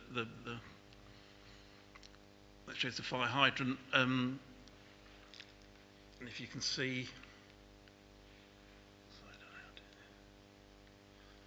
you can see the orange arrows on the bottom there. So one of those hydrants is actually within the application site. So the London Fire Brigade confirmed they don't have any objections. So that's the bird's eye view of our site. And again, you can see the nearest residential properties on the southern side of the Great Western Main Line, and the Grand Union Canal running along the northern side of the site. So there are the existing buildings 6 and 7 on the site. You can see there's a bit of fire damage to that building, so it's no longer in use. So again, that's the adjoining unit, Unit 5. That shows, again, another slightly different angle of that relationship between our site and the adjoining industrial premises. So again, that shows the existing building 8 in the background there, behind that wall. Again, that's the view of Building 8, adjacent to Building 6 and 7. So again, that's a photo taken from towards the western end of Unit 8, looking back down the access road which serves the Borough estate. Again, that's the western end of the existing Unit 8.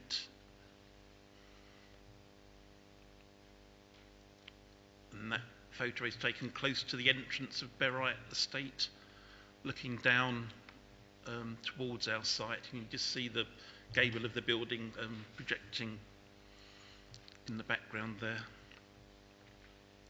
So again, that is the entrance to the Borough estate from Ironbridge Road. And these photos are taken from the opposite side, on the opposite side of the canal.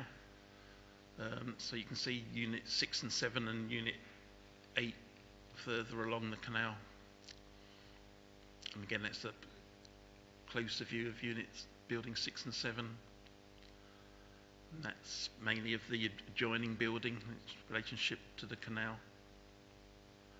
And that's just a longer view showing the buildings along the canal.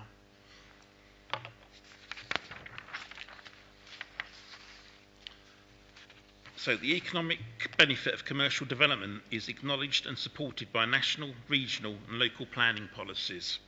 As noted under paragraph 81 of the National Planning Policy Framework 2023, significant weight should be placed on the need to support economic growth and productivity.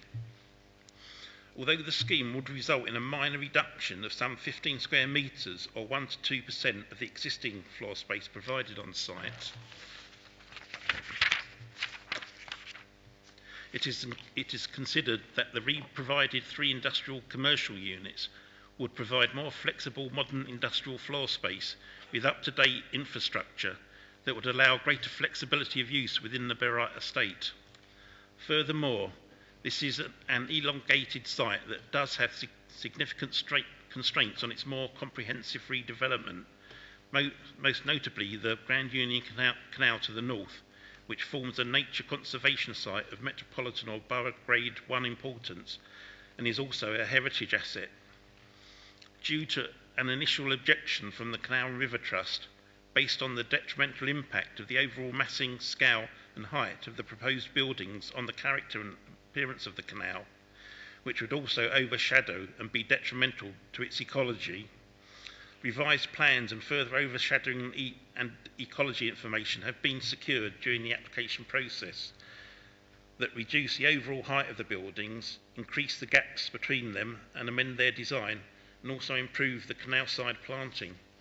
These amendments have satisfied the concerns raised by the Canal and River Trust, allowing them to withdraw their objection subject to conditions which form part of the officer's recommendation. The scheme has also been revised in terms of the parking layout, which has involved the need to extend the red line boundary to allow appropriate HGV turning space, manoeuvring space for some of the parking spaces to the west. And the red line boundary also now includes the state's access to the east. The highway engineer confirms that the revisions satisfy their original concerns and the scheme is supported, subject to their recommended conditions and Section 106 obligation, securing a travel plan, which again forms part of the officer's recommendation. Further to discussions concerning the level of air quality mitigation, the applicant has also submitted a revised transport statement based on the traffic survey undertaken on site, as opposed to relying on sites considered to be representative found within the TRIX database to forecast traffic generation. This has been accepted by the Council's Highway Officer as being more representative of local traffic conditions, and an appropriate air quality contribution based on the revised travel statement has been secured. With the revisions that have been secured during the application process and subject to the planning conditions and obligations recommended, the proposed development is considered to be acceptable as regards to its impacts on the adjoining canal and its ecology, highway impacts, and makes appropriate air quality mitigation and carbon offset contributions. The proposal would not have any implications for neighbouring residential properties, given the site's location and the existing industrial context immediately adjoining the site, as evidenced by the lack of any public response received to the consultations undertaken on the various iterations of the scheme. For the reasons outlined above, and within the main body of the officer's report, this application is considered to comply with the development plan and is recommended for approval, subject to securing the necessary planning conditions and the Section 1 legal agreement. Thank you, Chairman. Thank you, Richard. Councillor Jamdal, please. Thank you. Thank you, Chair. And thank you, Richard, for that. The points that I was going to raise, which I think is extremely encouraging, that we have a developer here who has, we have concerns from the Canal and River Trust. They've worked together and overcome those. One was the lorry turning point, which I was good to see that we got a decent lorry turning point. Sometimes we don't have these kind of applications. Totally up for the economic growth and having something here which is going to be good use for the future. So with everything in the report and all the delegated powers to officers, I'm more than happy to go with officers' recommendation, Chair. Thank you very much. Councillor Davis. Thank you, Chairman. Very small thing for me is, can we add Will Washing to the construction management plan? Very, very small, but I know that bridge is not in there. I have checked. With that, if that's added, I'd be happy to second officer's recommendation. Fine. So we're proposing seconded with the condition to add about wheel washers. Okay. Can I show hands those in favour of this application? Thank you very much. Before we move to the next slide, Richard's leaving us, and it's sad to see him. He's been here as long as I have, so one of us had to go first, and you're the lucky one. So I wish you all the best for the future, and it was lovely to hear your last presentation with us, and I hope everything goes well. Okay? Thank you, Chairman, and thank you for the kind words again. Right. On that note, we get back to professionalism. Item 10, the bungalow, New Year Green Lane. That is Christos.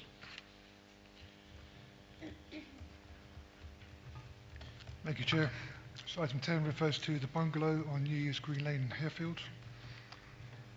The application is for the demolition of the existing bungalow, stable structures and outbuildings, erection of a building to accommodate staff facilities and an educational hub, recycling stores and the recladding of an existing barn. Associated works also include the widening of the vehicle access, the formation of a pedestrian link to the civic amenity site, and the installation of new boundary fence gates and associated works. So just looking at the site location plan, which shows the site boundaries, you can see it's just located on the north of New Year's Green Lane. Just directly northwest of the site is the civic amenity site, which the application is associated with. And in terms of constraints, the site lies within a flood zone 3, and as discussed in the committee report, issues regarding flood risk and land contamination have been dealt with following discussions between officers and the Environment Agency, and relevant details are secured by conditions 14, 15, 16, 17 and 18. So as can be seen on the current slide, the site lies within a designated green belt, and as discussed in the committee report, there exist very special circumstances to justify the development, which, as I mentioned previously, is associated with the civic amenity site just to the northwest. The site location is therefore considered to be optimal, and a condition restricting the use as being ancillary to the main civic amenity site is covered by condition 4. So just turning to the proposed site layout, the development would utilise the existing access of New Year's Green Lane, which will be widened to improve highway safety and visibility. The hedging along the frontage would be cut back to improve pedestrian access, and a formal driveway would be created leading up to the built part of the site, which appears as a courtyard development. The staff and educational building would be sited to the north and would overlap the footprint of the existing outbuildings and structures that are proposed to be removed. And then to the east would be the reuse and recycling stores. The existing barn, which is marked as D on the plan, is proposed to be recladded, and just hatched in blue is the proposed pedestrian access, which will provide staff a way to get to the civic amenity site. So the development would be served by 20 car parking spaces and 3 mobility spaces. The car parking spaces will be provided with electric vehicle charging points. There will also be 7 LGV spaces and 5 cycle spaces. And cycle and car parking provision would be secured by conditions 11 and 12. Turning to the plans and elevations, the 2 proposed buildings are both single-storey in scale, which is considered to be appropriate, given the buildings on site, including those to be removed, are also single-storey. The main floor area of the building to the north, which you can see on the slides currently, would be utilised as a staff facility, and there'll be an educational space which will be used for events to improve awareness of reuse and recycling in the way to promote the circular economy. So with regards to the scale of the development, this is considered to be appropriate, and when combined with the landscaping scheme, there will not be a greater impact on the openness of the green belt. So the reuse and recycling stores would enable the civic amenity site to continue carrying out its civic functions in the context of increasing demand. And in terms of the indicative exterior materials for the new buildings, they are proposed to be composite cladded walls with standing seam roof. Details of all the materials and services would be secured by condition to ensure the development assimilates into the rural surroundings, and that's covered in condition 5. So as you can see on the current slide, the application is supported by a full landscaping plan, which includes a new wild meadow around the development, the planting of 39 trees, including pollution-absorbing species, which will be secured by condition, the provision of hedging in front of the new palisade fencing that will be erected along the frontage, which would enable the site to retain a suitable green buffer. The approval of ecology details are secured by condition 6. Landscaping is secured by condition 7. Tree retention and tree protection measures at conditions 8 and 9. Just to take you through the photos. So here we just see a photo taken from the lane, just facing sort of northwest direction towards the access. Another one of the access, just showing it from the other side.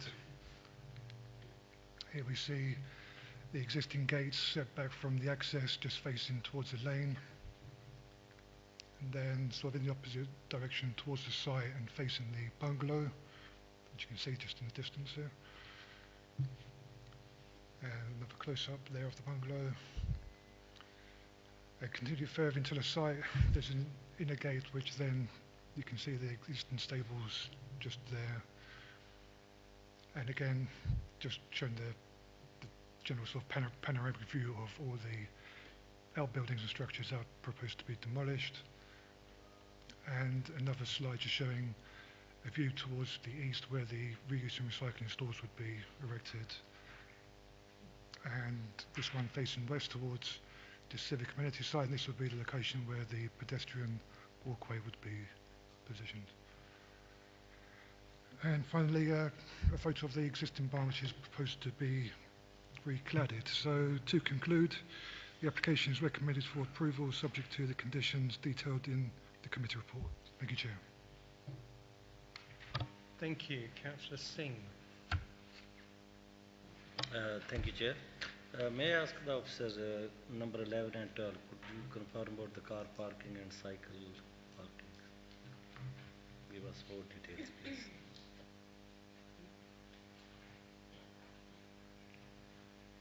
Sorry, can you repeat that, Councillor Singh? So I didn't quite hear what you said, the question.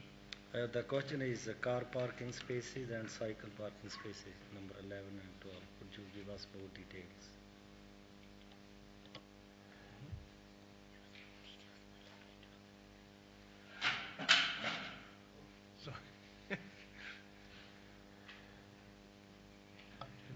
I can take that question if Yes, you like, Chairman.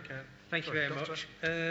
The site would be provided with 20 car parking spaces in total, including 7 parking spaces for light goods vehicles and 3 disabled persons car parking spaces.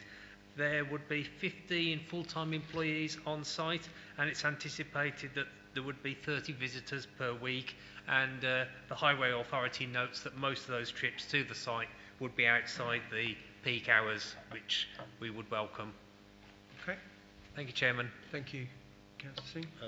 Thank you, Chair. I recommend the officer's recommendation. So you're proposing, yeah? Yeah, proposing. Thank you very much. Councillor Chandal. Thank you, Chair.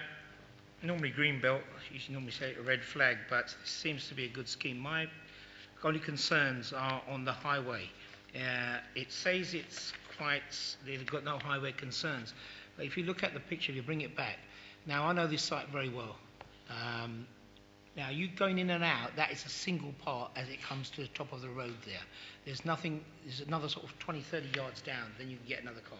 Going in and out of that, I think that's difficult at the best of times. And also in terms of hours of operation, now there's no lighting down there at all that you can really see, and it's even during the day it's quite dark down there. So that's my first concern. The other one was about the flood risk. Now whenever you go down there, there is a lot of surface water always coming down at the sides there. Are we satisfied that you know that won't be a problem there? Katie, you're going to take that. Thank you. In terms of the surface waters, there is a condition requiring a, let me just find the number, requiring the submission of a surface water strategy. Condition 16, we're asking for details of sustainable water management, which includes a scheme for a sustainable drainage system for surface water. One of the considerations that does need to be taken into account is, I guess, the need to avoid the ground infiltration because of the contamination concerns. But this has been discussed with the Environment Agency, so we are satisfied that a surface water drainage scheme can be developed, subject to condition. On the lighting side, it's countryside, so we wouldn't really do a condition because that can affect wildlife in the area. The operation time on this is what, Katie, for usage? It's in the daytime, isn't it? Most of the time. Yeah, opening hours. We could put. There is a condition requiring. We could ask for more landscaping details in terms of external lighting that does avoid impacts on. Okay, you can bring that to. If the committee's happy, that they can come back to me as chairman. So it's not so much the lighting I'm worried about. I'm worried about the egress. Yeah. Coming into that, especially when you come down that way. Yeah. I mean, it's quite a long path. Yeah, and that's all it was. Thank you. Yeah, I know it well. So, apart from that, otherwise, I'm happy to second the recommendation. That's fine. I think officers can come back. Yeah. So part of the proposed scheme is to widen the entrance, so that's why they're eliminating quite a substantial bit of. They're essentially widening it, so you can see where the. Is that probably the best plan to show it? Maybe the one that has the red, red bit of the bit that's being removed. Yeah. This bit, yeah. So you can see that they're widening the entrance so that it is safer for vehicles to enter. So, seconded, Councillor Davis. Yeah, thank you, Chairman. I have 2 minor things as always. Nothing about wheel washing, that is in there, well done. No, I'm more concerned about the site management of vehicles exiting to and from that site while this happens. Dr. Tilley may be able to answer this. Are we convinced that the road is wide enough to allow for the size vehicles that we're going to have on there? I can answer that because being a ward councillor for many years, they go down there regardless, so it's wide enough. So are we happy, look, there's enough room for pedestrians because we're allowing cyclists and... if you take your life in your own hands, you go down there. But if Dr. Tilley, if you want to add something to what I've said. No. Yes, thank you very much. I am familiar with New Year's Green myself. and I use the civic amenity site myself. I'm satisfied with the revisions to the access. The access is being widened to achieve wider flares, and that achieves the requisite sight lines. Okay. And quite encouragingly is the area that's taken that you can see in red there. That's the council's land, so the council's got control over that. We're not reliant on a third party allowing their garden or hedge to get overgrown. So that gives us surety that those sight lines will be maintained in accordance with Design Manual Roads and Bridges, which is the reference that we use. Thank you. I'm happy to go with officers. Thank you, Chairman. That's fine. So I proposed and seconded. Can you have a show of hands? All those in favour of this application? That's unanimous. Thank you. Okay, we're going on to item 11. I'm going to take 11 and 12 together because it's the same site, and I will take the votes together as well. Okay? Thank you, Chairman. As the Chairman said, item 11 and 12 are formed together in the presentation. This is similar to the process that was adopted in the last committee, where we had applications of a similar nature on the Civic Centre building. The description of development, as reads on the screen, the reason why there are two items is there is a listed building on the site, therefore a listed building application needs to be submitted alongside the main application. The application site relates to the Hillingdon Leisure Centre. You'll see the different elements of the site marked in green. These are the parts which within that site boundary are subject to development. Here we have a constraints plan. You'll note that part of the site in the north is formed as part of the Greenbelt. There are some listed buildings on the site, of which one is subject to development. That development consists of the provision of 526 PV panels mounted on the roof of the main building. That building is to the right of the swimming pool, which you see, which is the large brown sort of marking on the screen. The installation of 4 air source heat pumps with associated plant equipment. There is also some protective fencing around that, those pieces of equipment, and an increase in the mound by a metre, which will surround that palisade fencing in order to obscure views of the palisade fencing. There is also one air source heat pump proposed in that northern red section, which is adjacent to the athletics running track. And that would also be segregated from anything else by the palisade fencing measuring 2.4 metres in height. I'll just take you through some of the other plans. So here we have a location plan, the large building being the leisure building marked in grey, athletics track to the right, car park in the middle, and then the swimming pool just to the north of the grey building. This is just a blown up version of that plan. It does give you an indication of the car parking to the right and the swimming pool to the left, with that building, as I stated a moment ago, just below.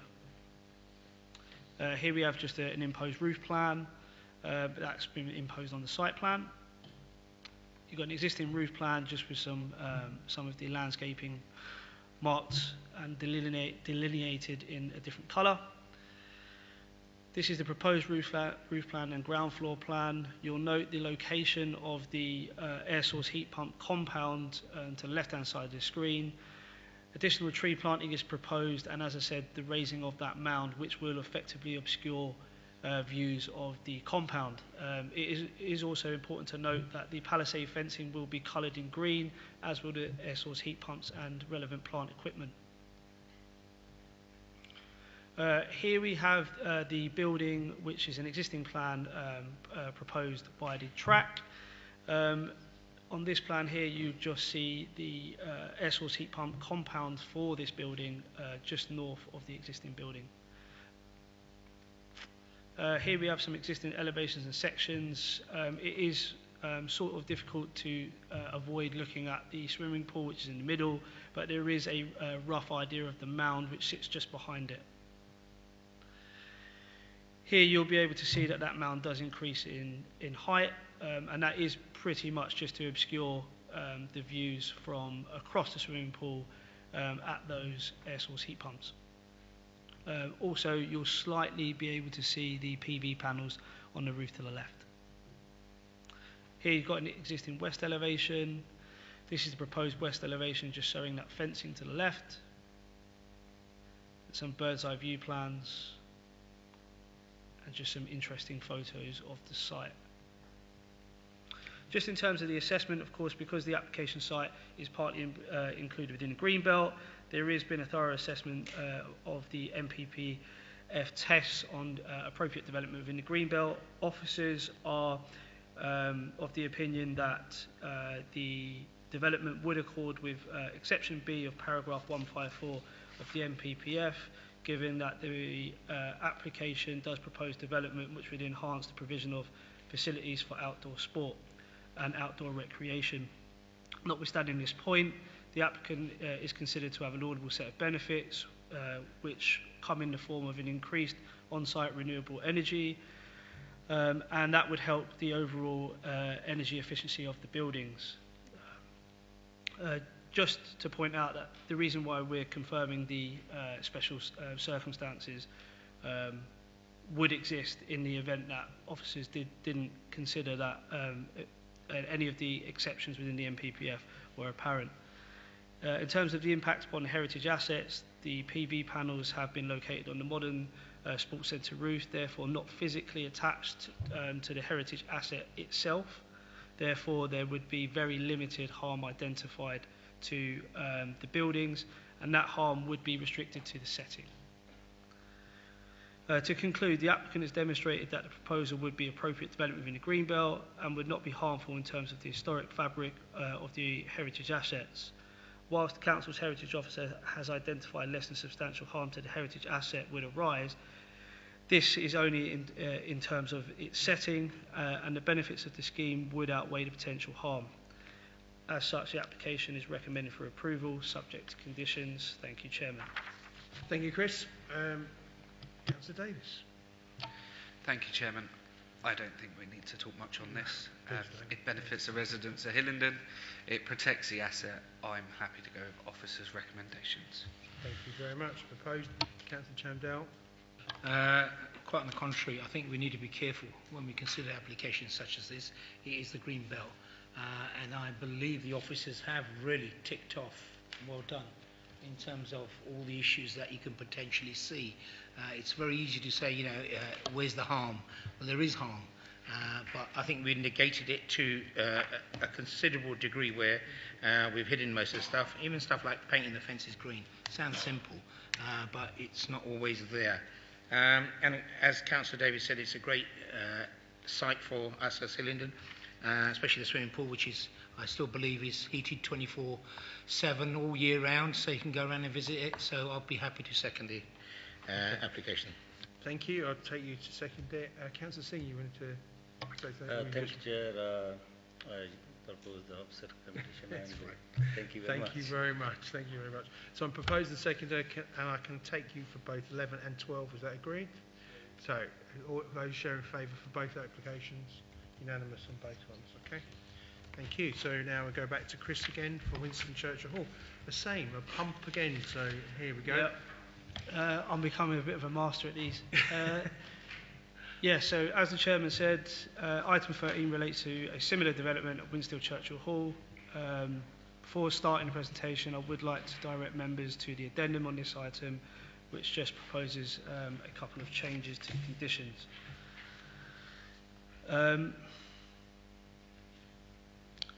The application site comprises Winston Churchill Hall, Ryesip. The building itself is not listed. However, the site is located within the Ryesip Village Conservation Area, within close proximity to Ryesip Moat and Bailey, scheduled monuments, and 5 listed buildings of grade 2 and 2-star importance.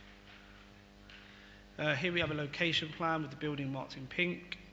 The scheduled monuments are to the south and to the west of this plan. Here we have a constraints plan. the orange hatching indicating that the site is within the conservation area, the brown hatching indicating that there are listed buildings or monuments within that area. Here we have a location plan, existing site plan,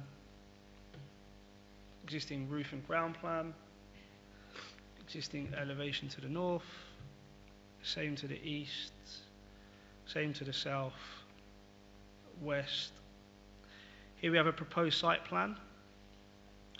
Just before I go on, I'll just indicate to you what the development is for. There are air source heat pumps just located to the south of the building. I think I can do this. In this location here. Similar to the application on the leisure building, these are fenced off in order to prevent any kind of public passing through that area. You'll note here that there are some additional trees, or hedging actually, to be planted, and there are a number of additional trees to be planted in and around this area of the site in order to shield views looking at that plant equipment.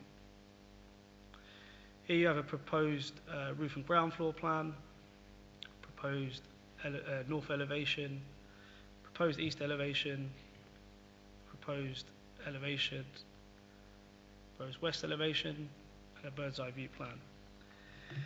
The proposal seeks to install 3 air source heat pumps at ground floor level on the southern elevation. This would be enclosed by a 1.9 metre high fence, with additional planting proposed to soften views of the plant equipment.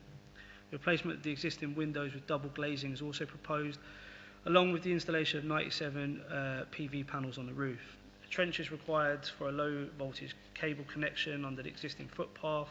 It is proposed to install cavity wall insulation. However, this does not involve any external alterations, therefore planning permission is not required. In terms of the assessment, the proposal would result in some harm to the designated heritage assets due to the cumulative impact of the different aspects of the proposal, such as the visibility of the PV panels. The level of harm in this case identified is less than substantial harm at the low end of the spectrum.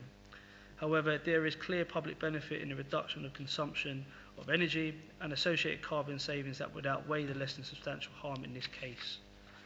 In addition, the development plan provides support for enhancement of existing public buildings such as Winston Churchill Hall, as it recognises the contribution they provide to the local community and towards safeguarding the vibrancy of town, local and district centres. No other significant issues are identified as noted within the Case Officers Committee report. Therefore, it is proposed that the application be approved subject to conditions. Thank you, Chairman. Thank you. Who's going to take me away? Councillor Chandel, Councillor Davis? Yeah, I think more of the same. Bring it on. I'll go with the officer's recommendation. Thank you. Proposed, Councillor Davis?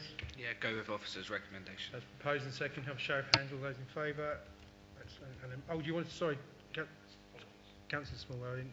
Apologies, Chair. Just on page 221, under the Conservation Officer's report, talking about the window, double glazed windows not existing as close as possible and the current material proposed not being ideal, and whether we can work with the applicant closely to use what the Conservation Officer has identified as the aluminium double glazed windows.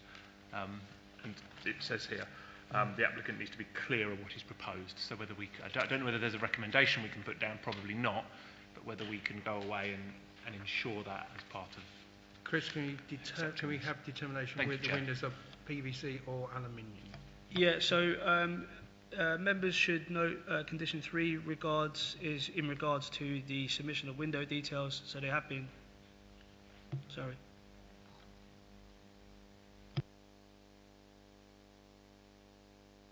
Katie, do you want to take it? Sorry, Chris.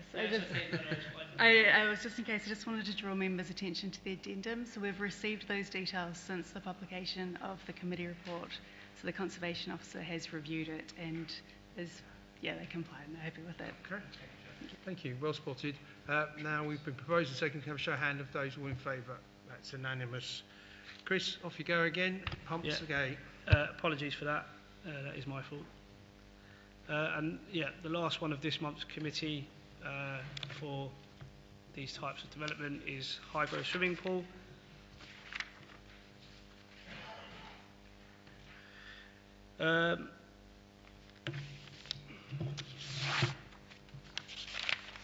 sorry, just before we move on to the presentation, I just want to direct members to the addendum. I will read through it this time. It is just a change in the condition, to add a new condition just in regards to noise and securing background noise levels in order to help mitigate any potential harm from noise.